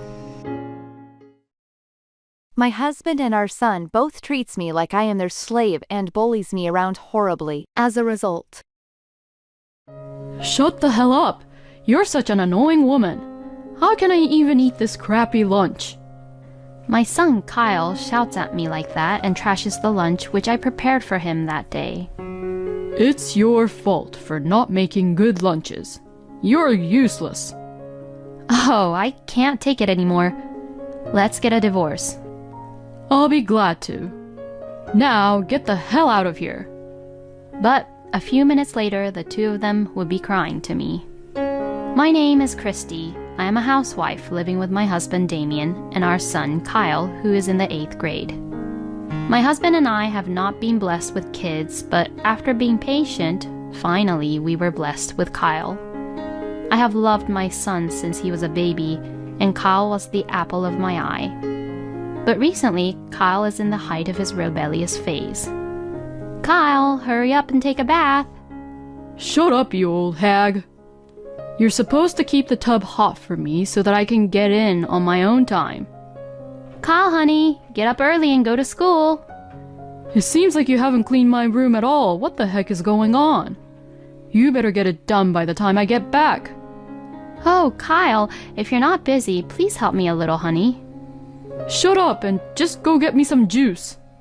Like that, Kyle's outbursts towards me were terrible. Plus, he treats me like his servant and blames me when I didn't do it for him. And the other day, I found out that he was taking money from my wallet without my permission. When I questioned him about it, Kyle didn't seem offended and said, "All you can do for me is give me money anyways." At first, I tolerated him, thinking that he was just going through puberty as he is in 8th grade. But as I have watched his recent behavior and how he treats me, his own mother, I have come to realize that I can no longer let that slide as his puberty. I wondered what to do, and when I asked Damien about it, he replied, Kyle's bad attitude is because of your bad education. You're a housewife, but you can't even do proper house chores or raise a child. And like that, I was blamed by Damien as well.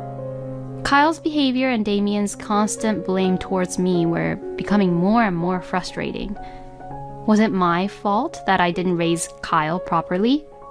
Was it because of his puberty? Is there anything I can do to solve this? One day while I was thinking to myself like this, an incident occurred. I wake up early every morning just to make lunch for Kyle. Some days he doesn't go to school recently, but I don't know how Kyle is feeling and what he's in the mood for, so I do my best to wake up early every day. But I don't want this lunch. It doesn't taste good.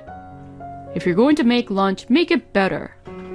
Kyle then took the lunch that I just finished making and turned the lunchbox upside down in front of me. Then, the lunch that I made went right into the trash. I could do nothing but be shocked about what had happened. Finally, I won't have to eat a bad lunch anymore. Well, I'll take some money for lunch money. Kyle said that as he pulls the bills out of my wallet and tossed back the wallet to me. I clutched the wallet tightly in my hand, unable to find anything to say back to him. Then, Kyle left the house. Even though I was standing right beside him, Damien didn't say anything. In times like this, a father should speak up. It's your fault for not making a good lunch for Kyle. So a lunch that doesn't taste good deserves to be thrown away. I wouldn't want to eat it either. Even when I tell Damien to scold Kyle, he blames me for everything. You can't even clean up or do laundry well, but we still put up with you. Can't you at least try to be a better cook? Don't you think you should put yourself in our shoes, who has to eat these meals which tastes horrible every day? As Damien said that, he quickly left the house. The breakfast I had prepared for Damien and Kyle was left on the dining table, untouched. And in the trash was the lunch that I had woken up early to prepare. Ever since I was a child, I was taught not to waste food. That's why I could never understand the behavior of not eating prepared meals or throwing any food away. When we first got married, Damien used to eat my home-cooked meals, saying that they were delicious. Until recently, Kyle told me that he loved my Salisbury steak.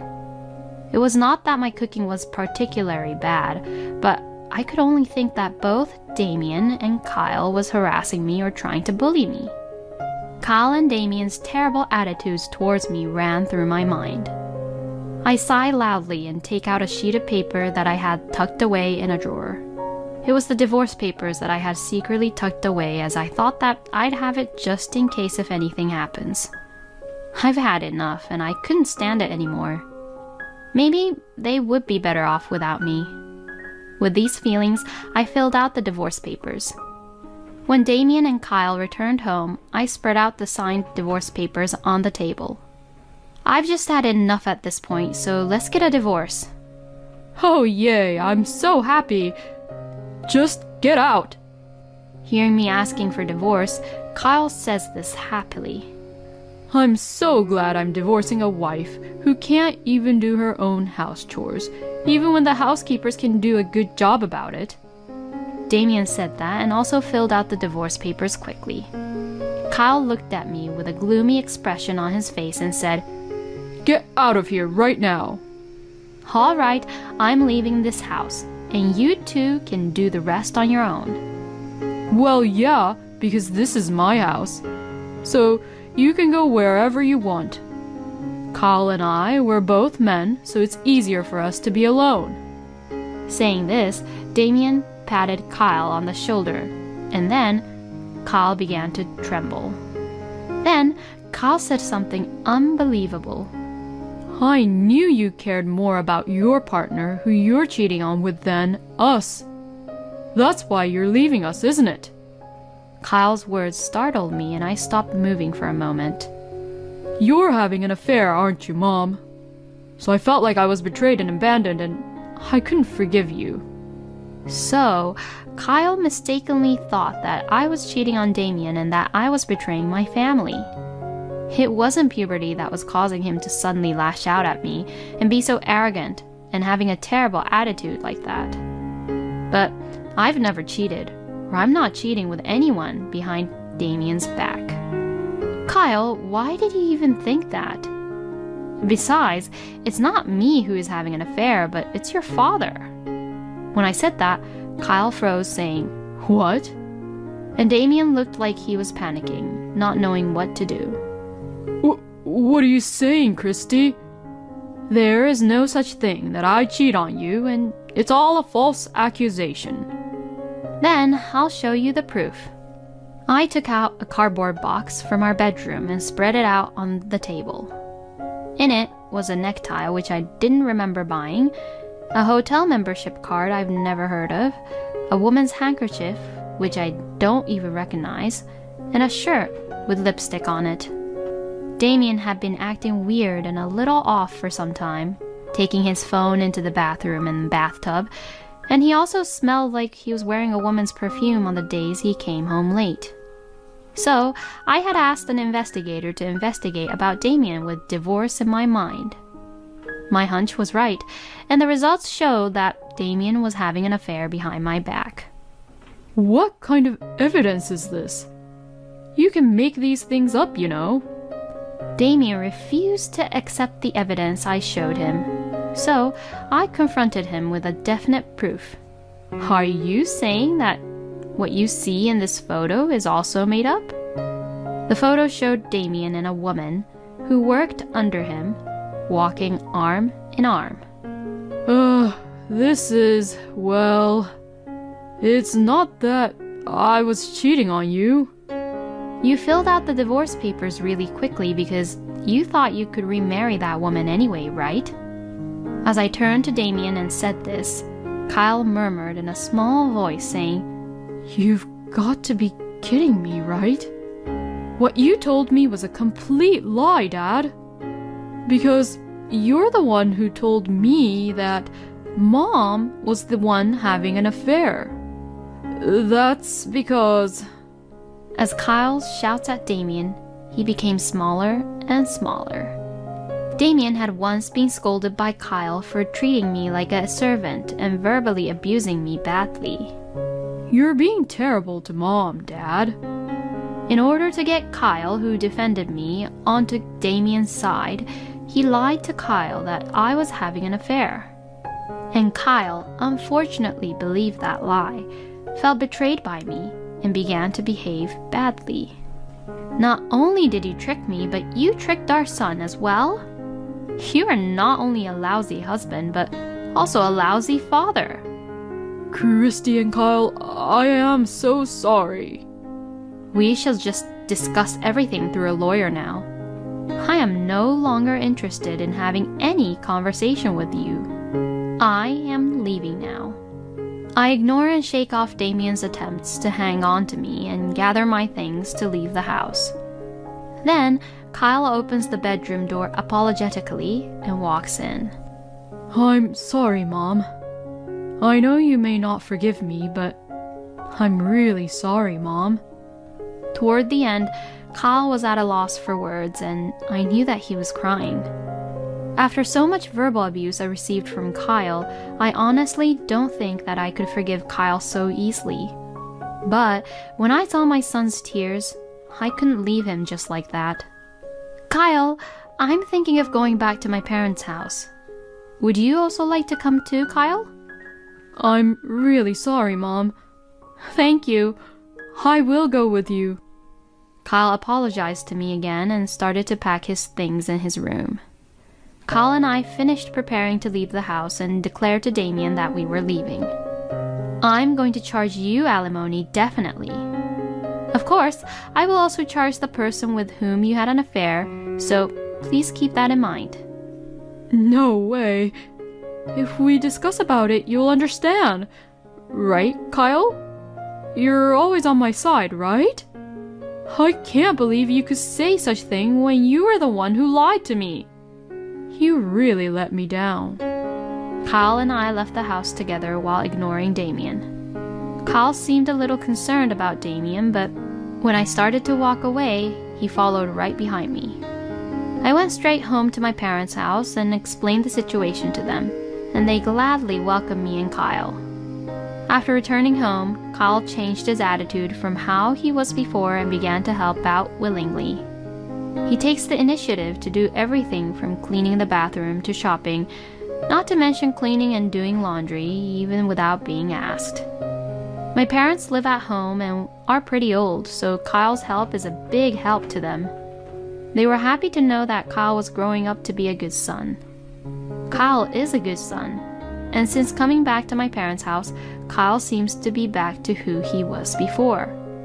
The grudges I had towards Kyle had gradually disappeared, and our conversations have increased. But there is one thing that has been traumatic for me. It was the incident when Kyle threw away the lunch right in front of me. No matter how hard I watched Kyle work, I couldn't bring myself to make him lunch because I still clearly remembered what happened that day. I guess Kyle knew and felt that too because he never asked me to make him lunch. But Kyle's allowance was not enough to cover the cost of lunch. So, Kyle began waking up early and started to make his own lunch. Although he wasn't really used to it, he stood in the kitchen and cut vegetables. Seeing Kyle like that, the trauma in my heart gradually faded away. One day, Kyle told me that he had cooked scrambled eggs and left some for leftovers. I was curious and tried some of the leftovers. It tasted very salty, as if he put too much salt and pepper. I wonder if Kyle always eats salty scrambled eggs. It made me smile to think of Kyle trying his best to make his lunch every day, even though he was not used to it. Even though Damien had lied to him and he was tricked by Damien, I still would not be able to easily forgive Kyle for what he did. That's what I thought. But when I see Kyle working so hard on his own to help out, I can feel that he's making an effort to win my trust. Tears began to well up as I ate the salty scrambled eggs. Kyle was the one I had waited for so long to come into the world as my child. The son whom I had loved so much since he was a little baby boy, as he was the apple of my eye. I thought I might never be able to forgive him again after everything he has said and done to me. But after all, Kyle is my beloved son. I vowed to let bygones be bygones and face Kyle again. From that day on, my relationship with Kyle began to change for the better. I received the alimony from Damien and his mistress, and we divorced. With my savings, we moved into an apartment near my parents' house where we could live together as a family of two. I had been a nurse before my marriage, so I had no trouble getting back to work. When I started looking for work, the hospital manager where I had previously worked immediately called me. I was to work as a full-time nurse, and naturally, I would have to work the night shift on some days. But I never felt burdened because Kyle willingly volunteered to do the house chores. By the time Kyle became a high school student, we had grown very close. I even felt that we were closer than before Kyle's rebellion began. The two of us often go shopping together, and Kyle quickly carries the shopping bags for me without saying a word. One day, as the two of us were going out shopping as usual, I saw Damien on a sidewalk. Damien looked really dirty, and it looked like he was homeless, rummaging through a trash can. According to what my lawyer told me, Damien had had quite a hard time paying his alimony after our divorce. Still, he somehow paid the alimony, thinking that if he paid it, he could finally be with his mistress. But later on, when I demanded alimony from Damien's mistress as well, they ended up breaking up. Damien was fired from his job because his mistress told everyone in the company that Damien had forced himself onto her. Seeing Damien being like that, it didn't really make me sad at all. He got what he deserves. I muttered to myself, and Kyle turned to me and asked, Mom, what's wrong? Kyle didn't seem to notice Damien. Even though we were divorced, Damien was still Kyle's father. But Damien tried to tear Kyle and I apart with his stupid lies. Now that we are divorced, we are a family, just the two of us. I thought about it a lot, but in the end, I didn't tell Kyle about Damien. Oh, no, it's nothing. Anyways, what do you want to eat tonight for dinner? Salisbury steak. I really love how you make it, so I want to know how you make it, Mom. Please teach me today. Sure. I'm looking forward to the day I get to eat one of your delicious Salisbury steak, Kyle. Pretending not to have seen Damien, Kyle and I went into the shopping center together happily. Thank you for watching until the end. Please subscribe to our channel. We hope to see you in our next video. My husband took a trip with his lover, charging everything on my CC. 1 week later, they returned to $3,000 for accommodations at a luxury hotel, $1,000 for meals at high-class restaurants, $500 at a well-known spa. What the heck are these? I happened to take a peek at the credit card statement, which normally is left for my husband to take care of. There's a lineup of bills that shows a horrendous amount. Moreover, all of these reservations that have been paid for in advance are for the same period.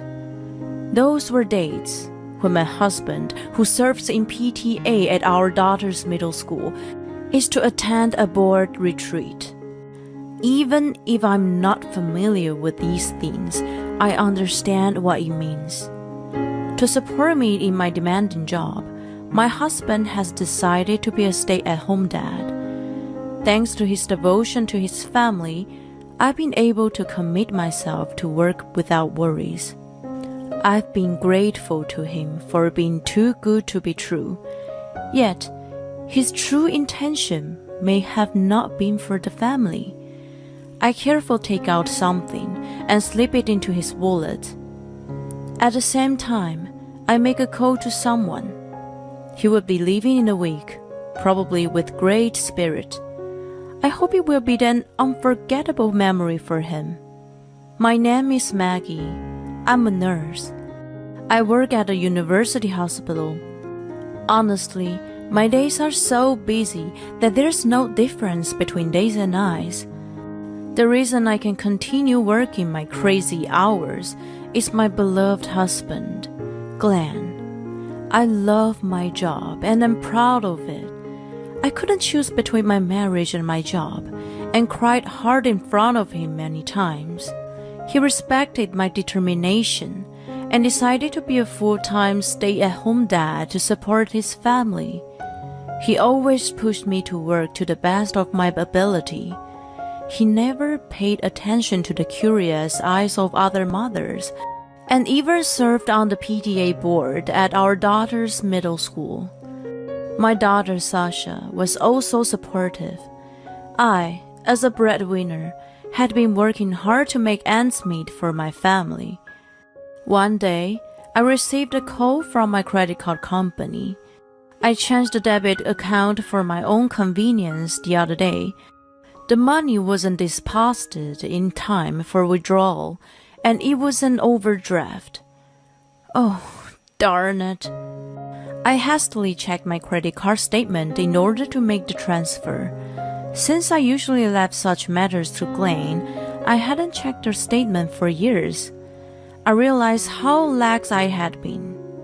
My eyeballs almost popped out of my head when I saw the statement on my phone screen. The total amount was outrageous. I panicked thinking about what I had spent. I couldn't even remember what I bought. I decided to check the details. There I found a long history of which I had no recollection. Name of designers' brand boutiques, famous perfumery, and a luxury watch brand. I liked those brands, but I hadn't bought anything from them.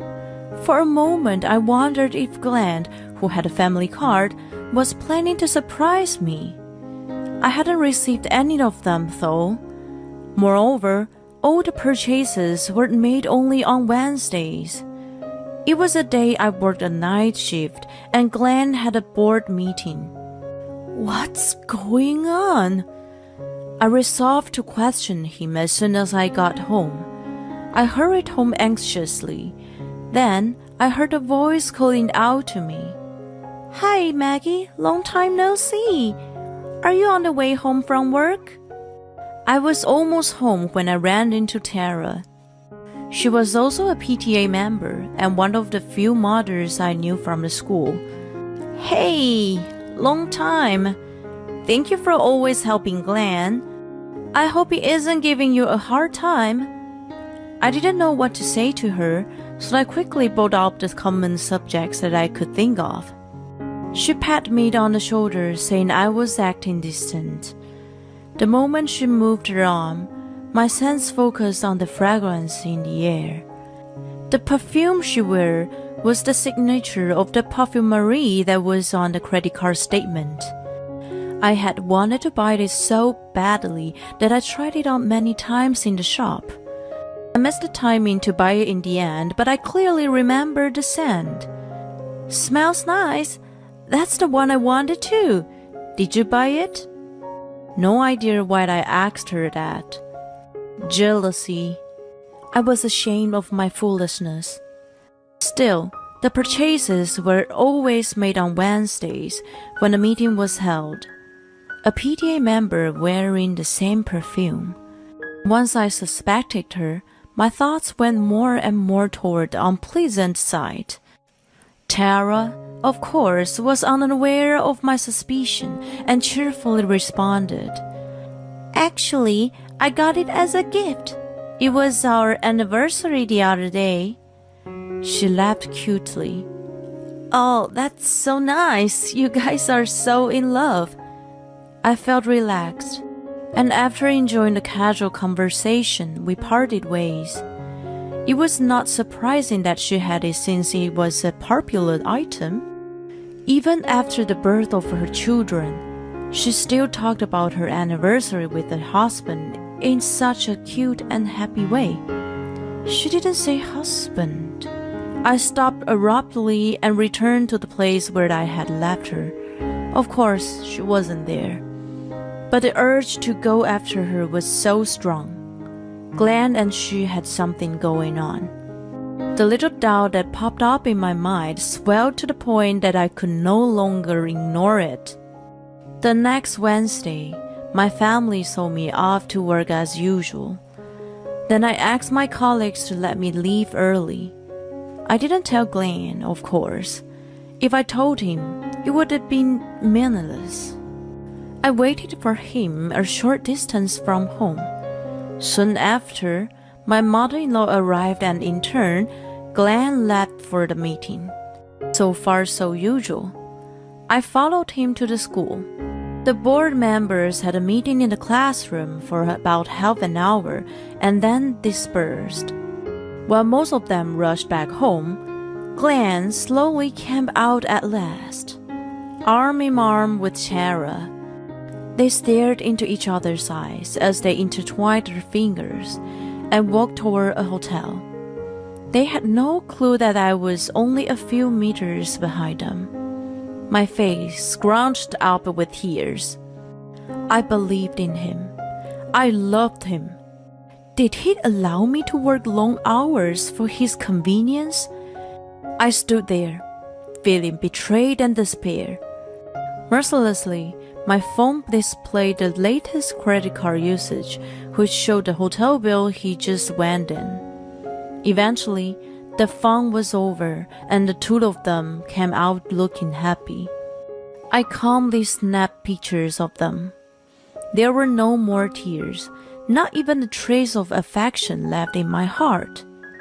After that, I avoided seeing Glenn as much as possible, using my work as an excuse.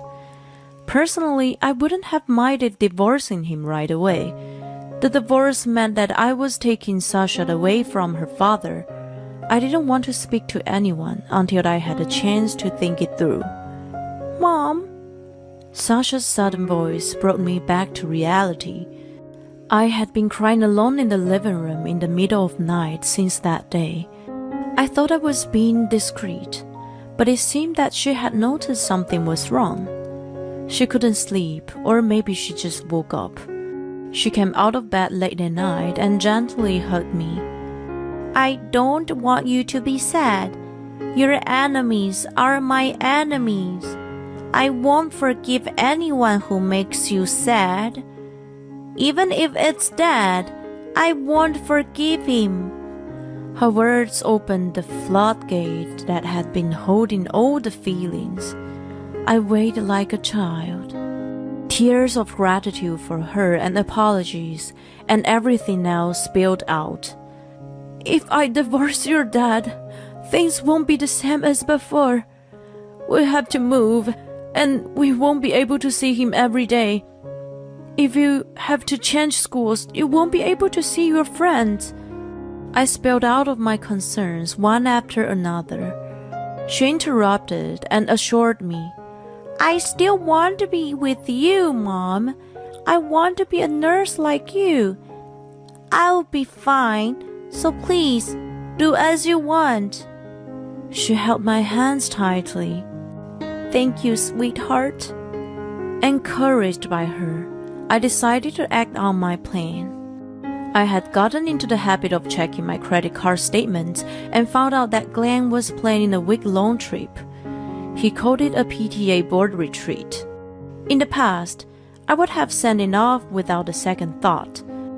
Common sense told me that it would be unthinkable for parents with children to be away from home for a week at the same time. Even if it were to happen, and even if Glenn were to advance the cost of the trip on the credit card, the destination and the type of hotel were far off from the norm. He underestimated me not to find out. His attempts to hide the evidence became extremely difficult for him. I had not only the list of credit card transactions, but also the details of the courses at a chic restaurant, the confirmation of the hotel booking, and even the request for a surprise cake. I was grateful to him for quitting his job and becoming a stay-at-home dad. I thought it was my duty to work hard to provide for my family in return. I was definitely not working for him to betray his family and fool around like this.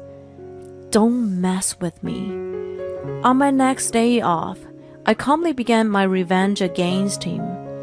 First, I called the hotel and every restaurant he had booked. Although the reservations were made in his name, I knew the details. When I told them that I was his wife, they didn't suspect me so much. Later that night, I took out his wallet that was left in the living room and pulled out his credit card. He used to carry around cash only before we got married and had never made his own card other than the family one. If his only card went missing, he would have immediately noticed something was wrong. So I put an expired one in his wallet. It had been renewed about 6 months ago, but I had been neglecting to get rid of it. I was truly amazed by my laziness and praised myself a little only for that occasion. It looked the same, but it was still expired. If he used it somewhere, he would have found out right away. It just needed to last until he was away from home. I'm leaving now. I'm going to have a lot of discussions to make the school better. Sasha, take good care of your mom, okay? Glenn left the house smiling, unaware of anything. Sasha and I also saw him off with smiles on our faces. I could have punched him in the face, but strangely, I felt very peaceful thinking that it was the last time I saw him. Well, let's get started. Yes. We made sure he was out of sight.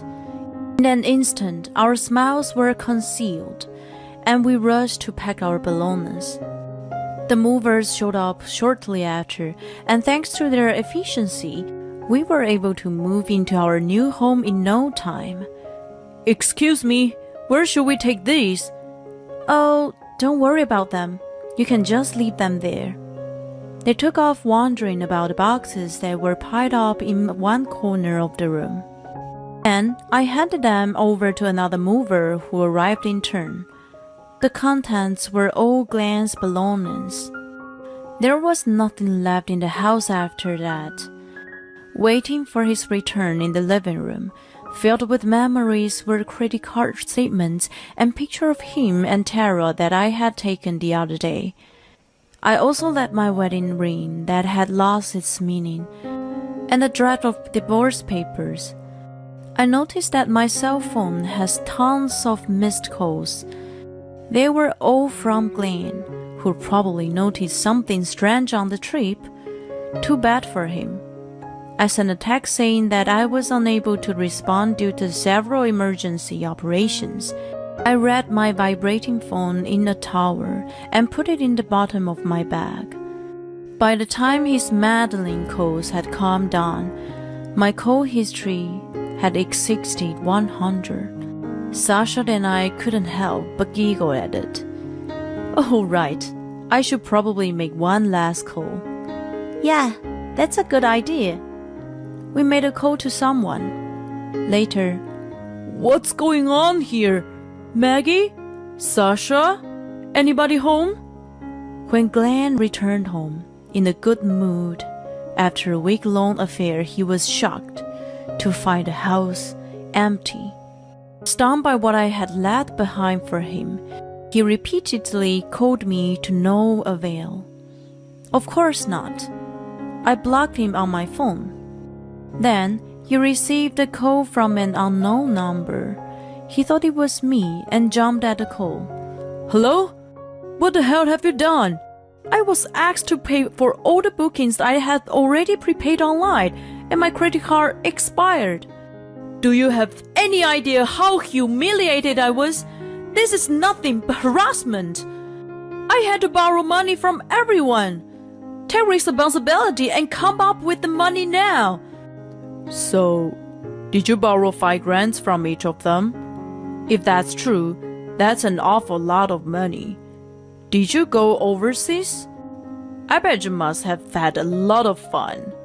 I hope Tara didn't give you a hard time.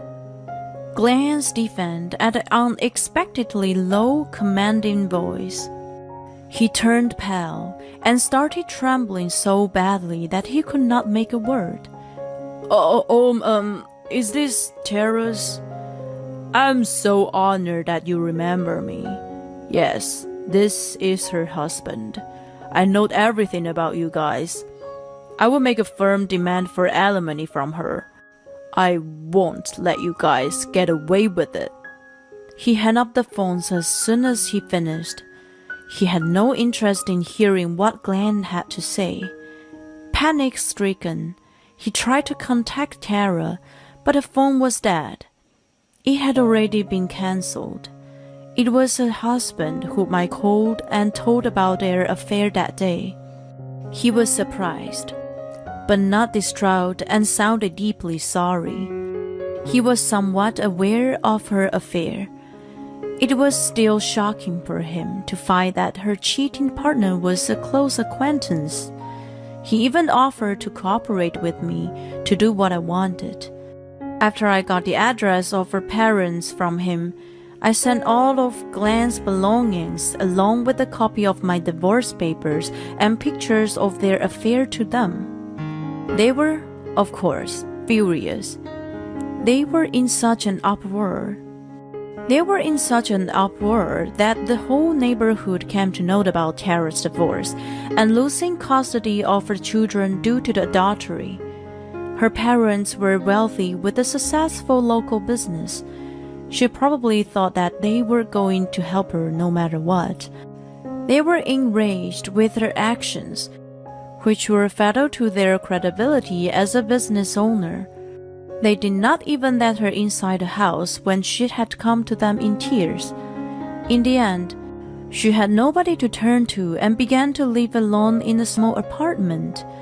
She worked day and night at a place that was famous for its low wage and hardship to pay alimony. Meanwhile, Sasha and I temporarily moved in with my parents until the divorce was finalized. Glenn also had returned to his. I'm actually still in touch with them as they care about Sasha greatly. According to his dad, he literally spends every waking moment on the farm now. He can't afford to delay the payment of alimony and child support. His dad sounded deeply dismayed by him. My attorney managed to negotiate a hefty amount of alimony on top of child support, so his monthly payment is quite a sum. I'm sure that he would have to work hard but unable to save for himself for years to come. It sounds like a living hell. After the divorce was successfully finalized, I moved to a new house with Sasha. In the end, she transferred to another school. Her new teachers and classmates have welcomed her warmly, so she's been enjoying her new life. Now that Glenn is someone from the past, I have to do the housework myself. It is much harder to keep a good balance between work and home than I imagine. But I definitely prefer this life rather than the one doubting my partner and a friend. I feel refreshed being freed from all the negatives now. I vote to be happier and work harder than before.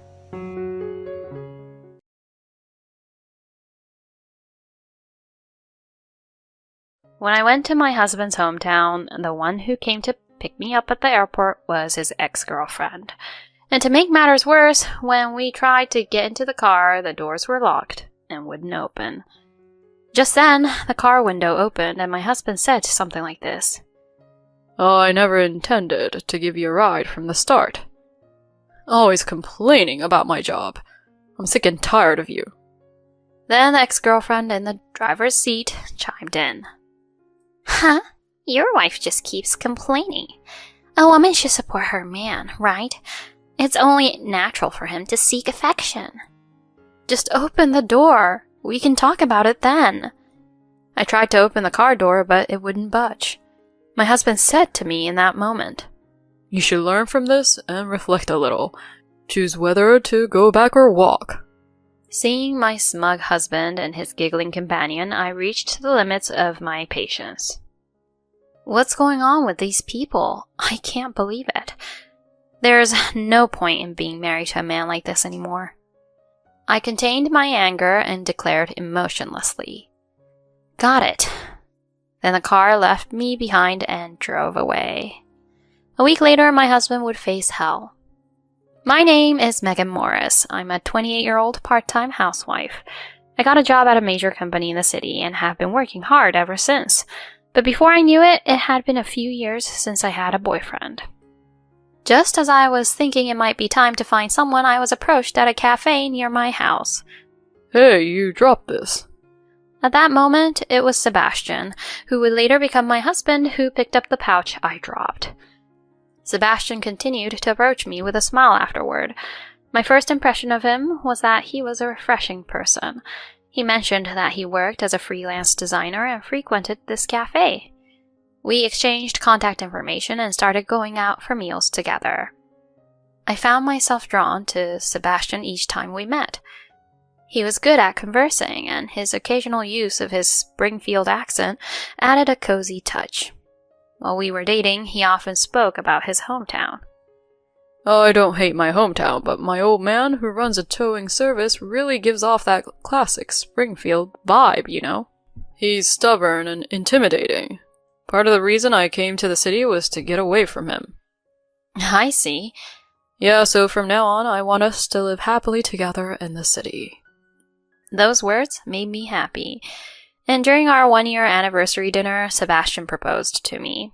I happily accepted the proposal and got engaged. Afterwards, my parents also approved of the marriage, and next it was time to visit Sebastian's family. When we arrived in his hometown, Sebastian's mother came to pick us up at the airport by car. It was another 2-hour drive from the airport to Sebastian's family home.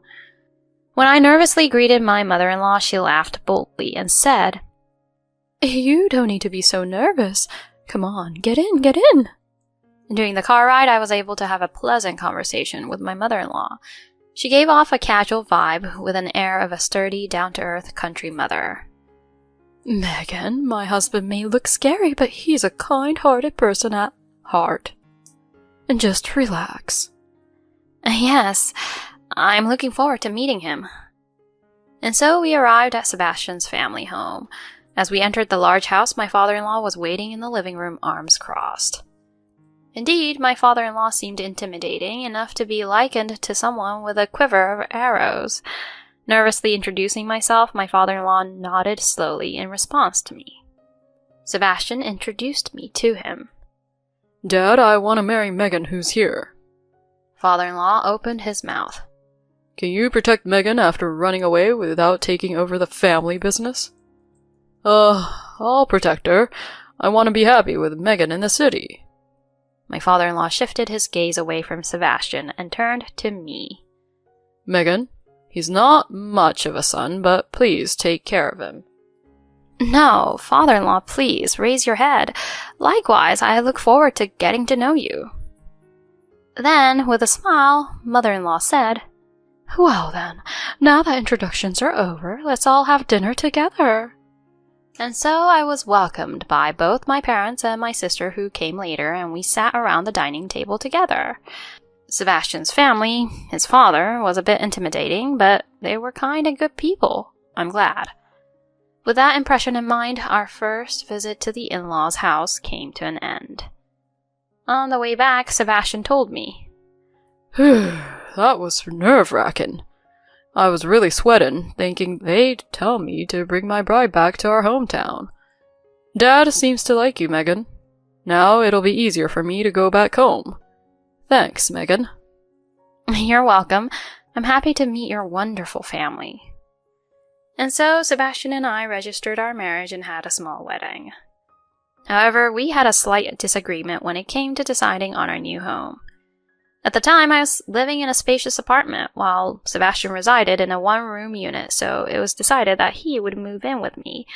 However, he suddenly expressed the desire to rent a new place. Sebastian found a newly built apartment, which was indeed beautiful, but the rent was higher than we had anticipated. When I mentioned this to Sebastian, he said, "I often work from home, so having a clean and nice home contributes to my motivation. I'll cover the rent. Please, trust me." And so, in a compromise, I agreed to sign a lease for a new rental apartment, and we began living together. Sebastian helped out a lot with household chores, and we were living happily.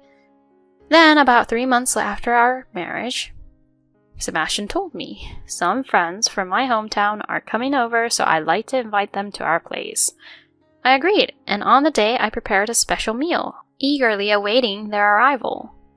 "Hey, Megan, I brought someone." As I looked at the person who followed Sebastian, I was surprised. Despite being told it was a friend, I had assumed it was a man, but to my surprise, it was a woman. "Nice to meet you, I'm Madison." Facing Madison's cheerful greeting, I hesitated, but still smiled politely, saying, "I'm Sebastian's wife." "Wife? Huh. Sebastian, you really are married. That's hilarious."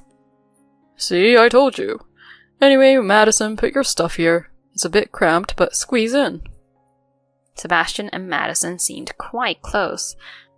Unable to confront the fact that I hadn't been informed that Sebastian's friend was a woman, I couldn't press the matter and instead returned to preparing the meal. Sebastian and Madison were engrossed in conversations about their past that I knew nothing about. "How do you two know each other?"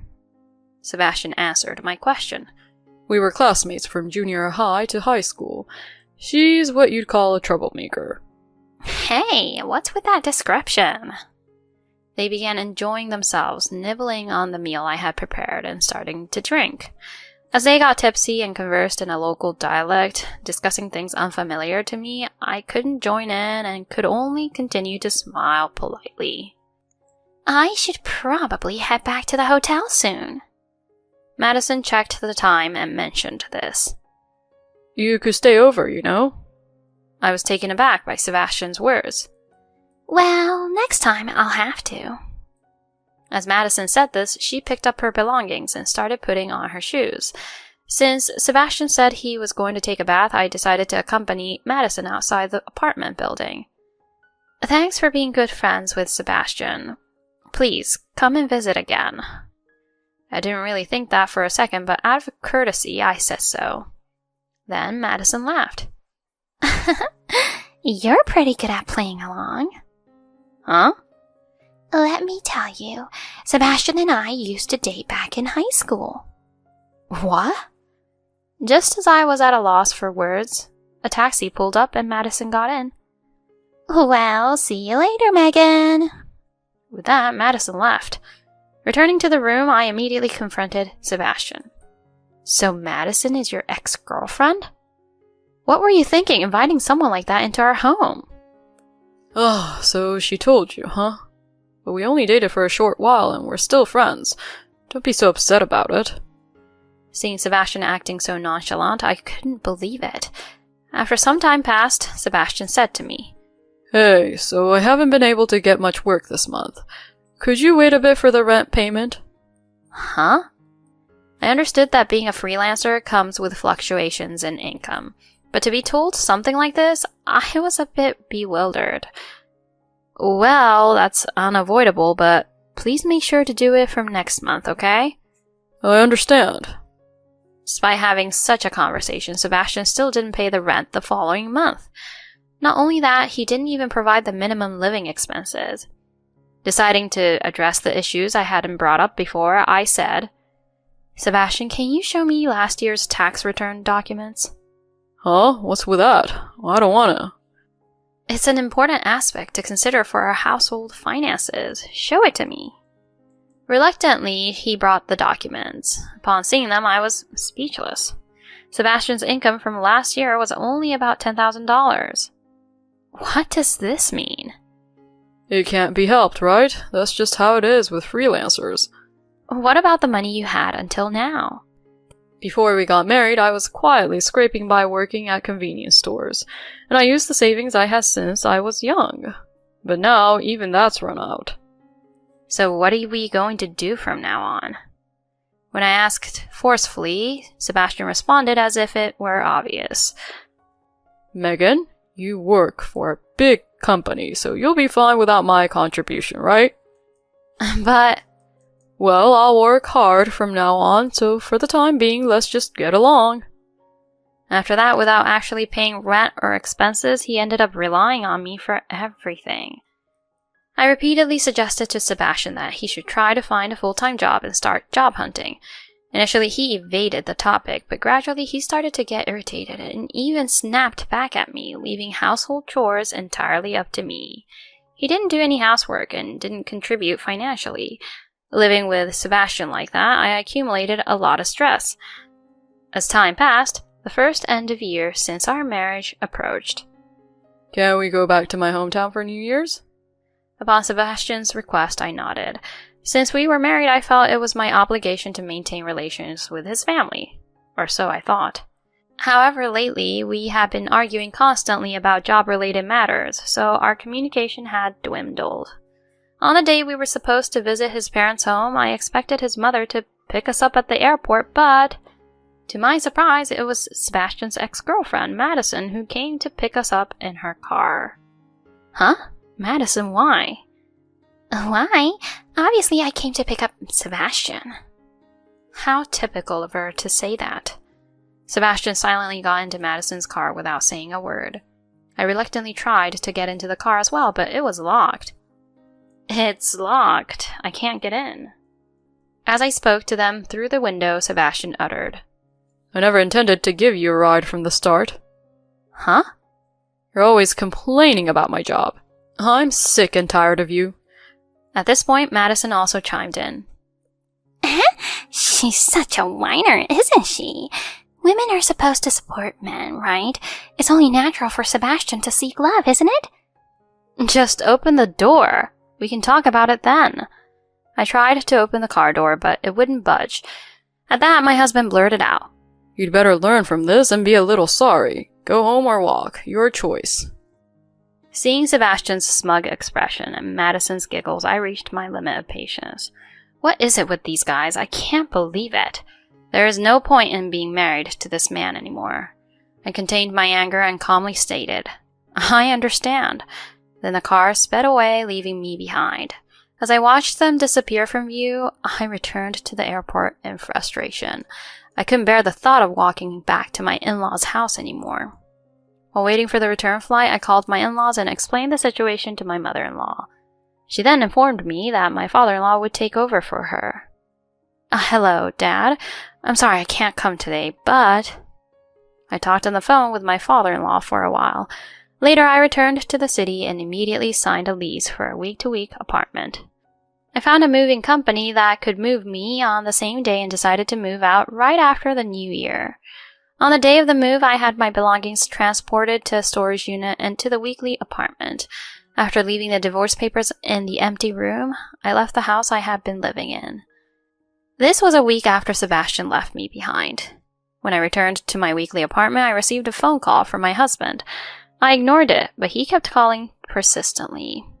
Feeling annoyed, I finally answered the phone and he suddenly shouted, Hey, Megan, what's going on? When I came home, it was like an empty shell. You even left the divorce papers. Did you leave? What are you thinking? To the loudly yelling husband, I calmly said I would meet him at a nearby cafe and hung up. A few hours later, when I entered the cafe, Sebastian was already waiting. Finally, you're here, huh? His face, upon spotting me, turned an amusing shade of blue. Why is Dad? So, I had brought along my father-in-law. I told him what had happened and that I was going to say goodbye to you, and he came all the way from Springfield. I said so and took a seat alongside my father-in-law. Sebastian seemed completely diminished and calmly broached the topic. I left that house of my own accord. I want to divorce you. Then Sebastian, with eyes drifting, declared, I don't want that. You can't just decide to divorce like that. It's too much. Too much? And you're saying that? You left me behind and went with your ex-girlfriend. That's why I'm saying she's just a friend.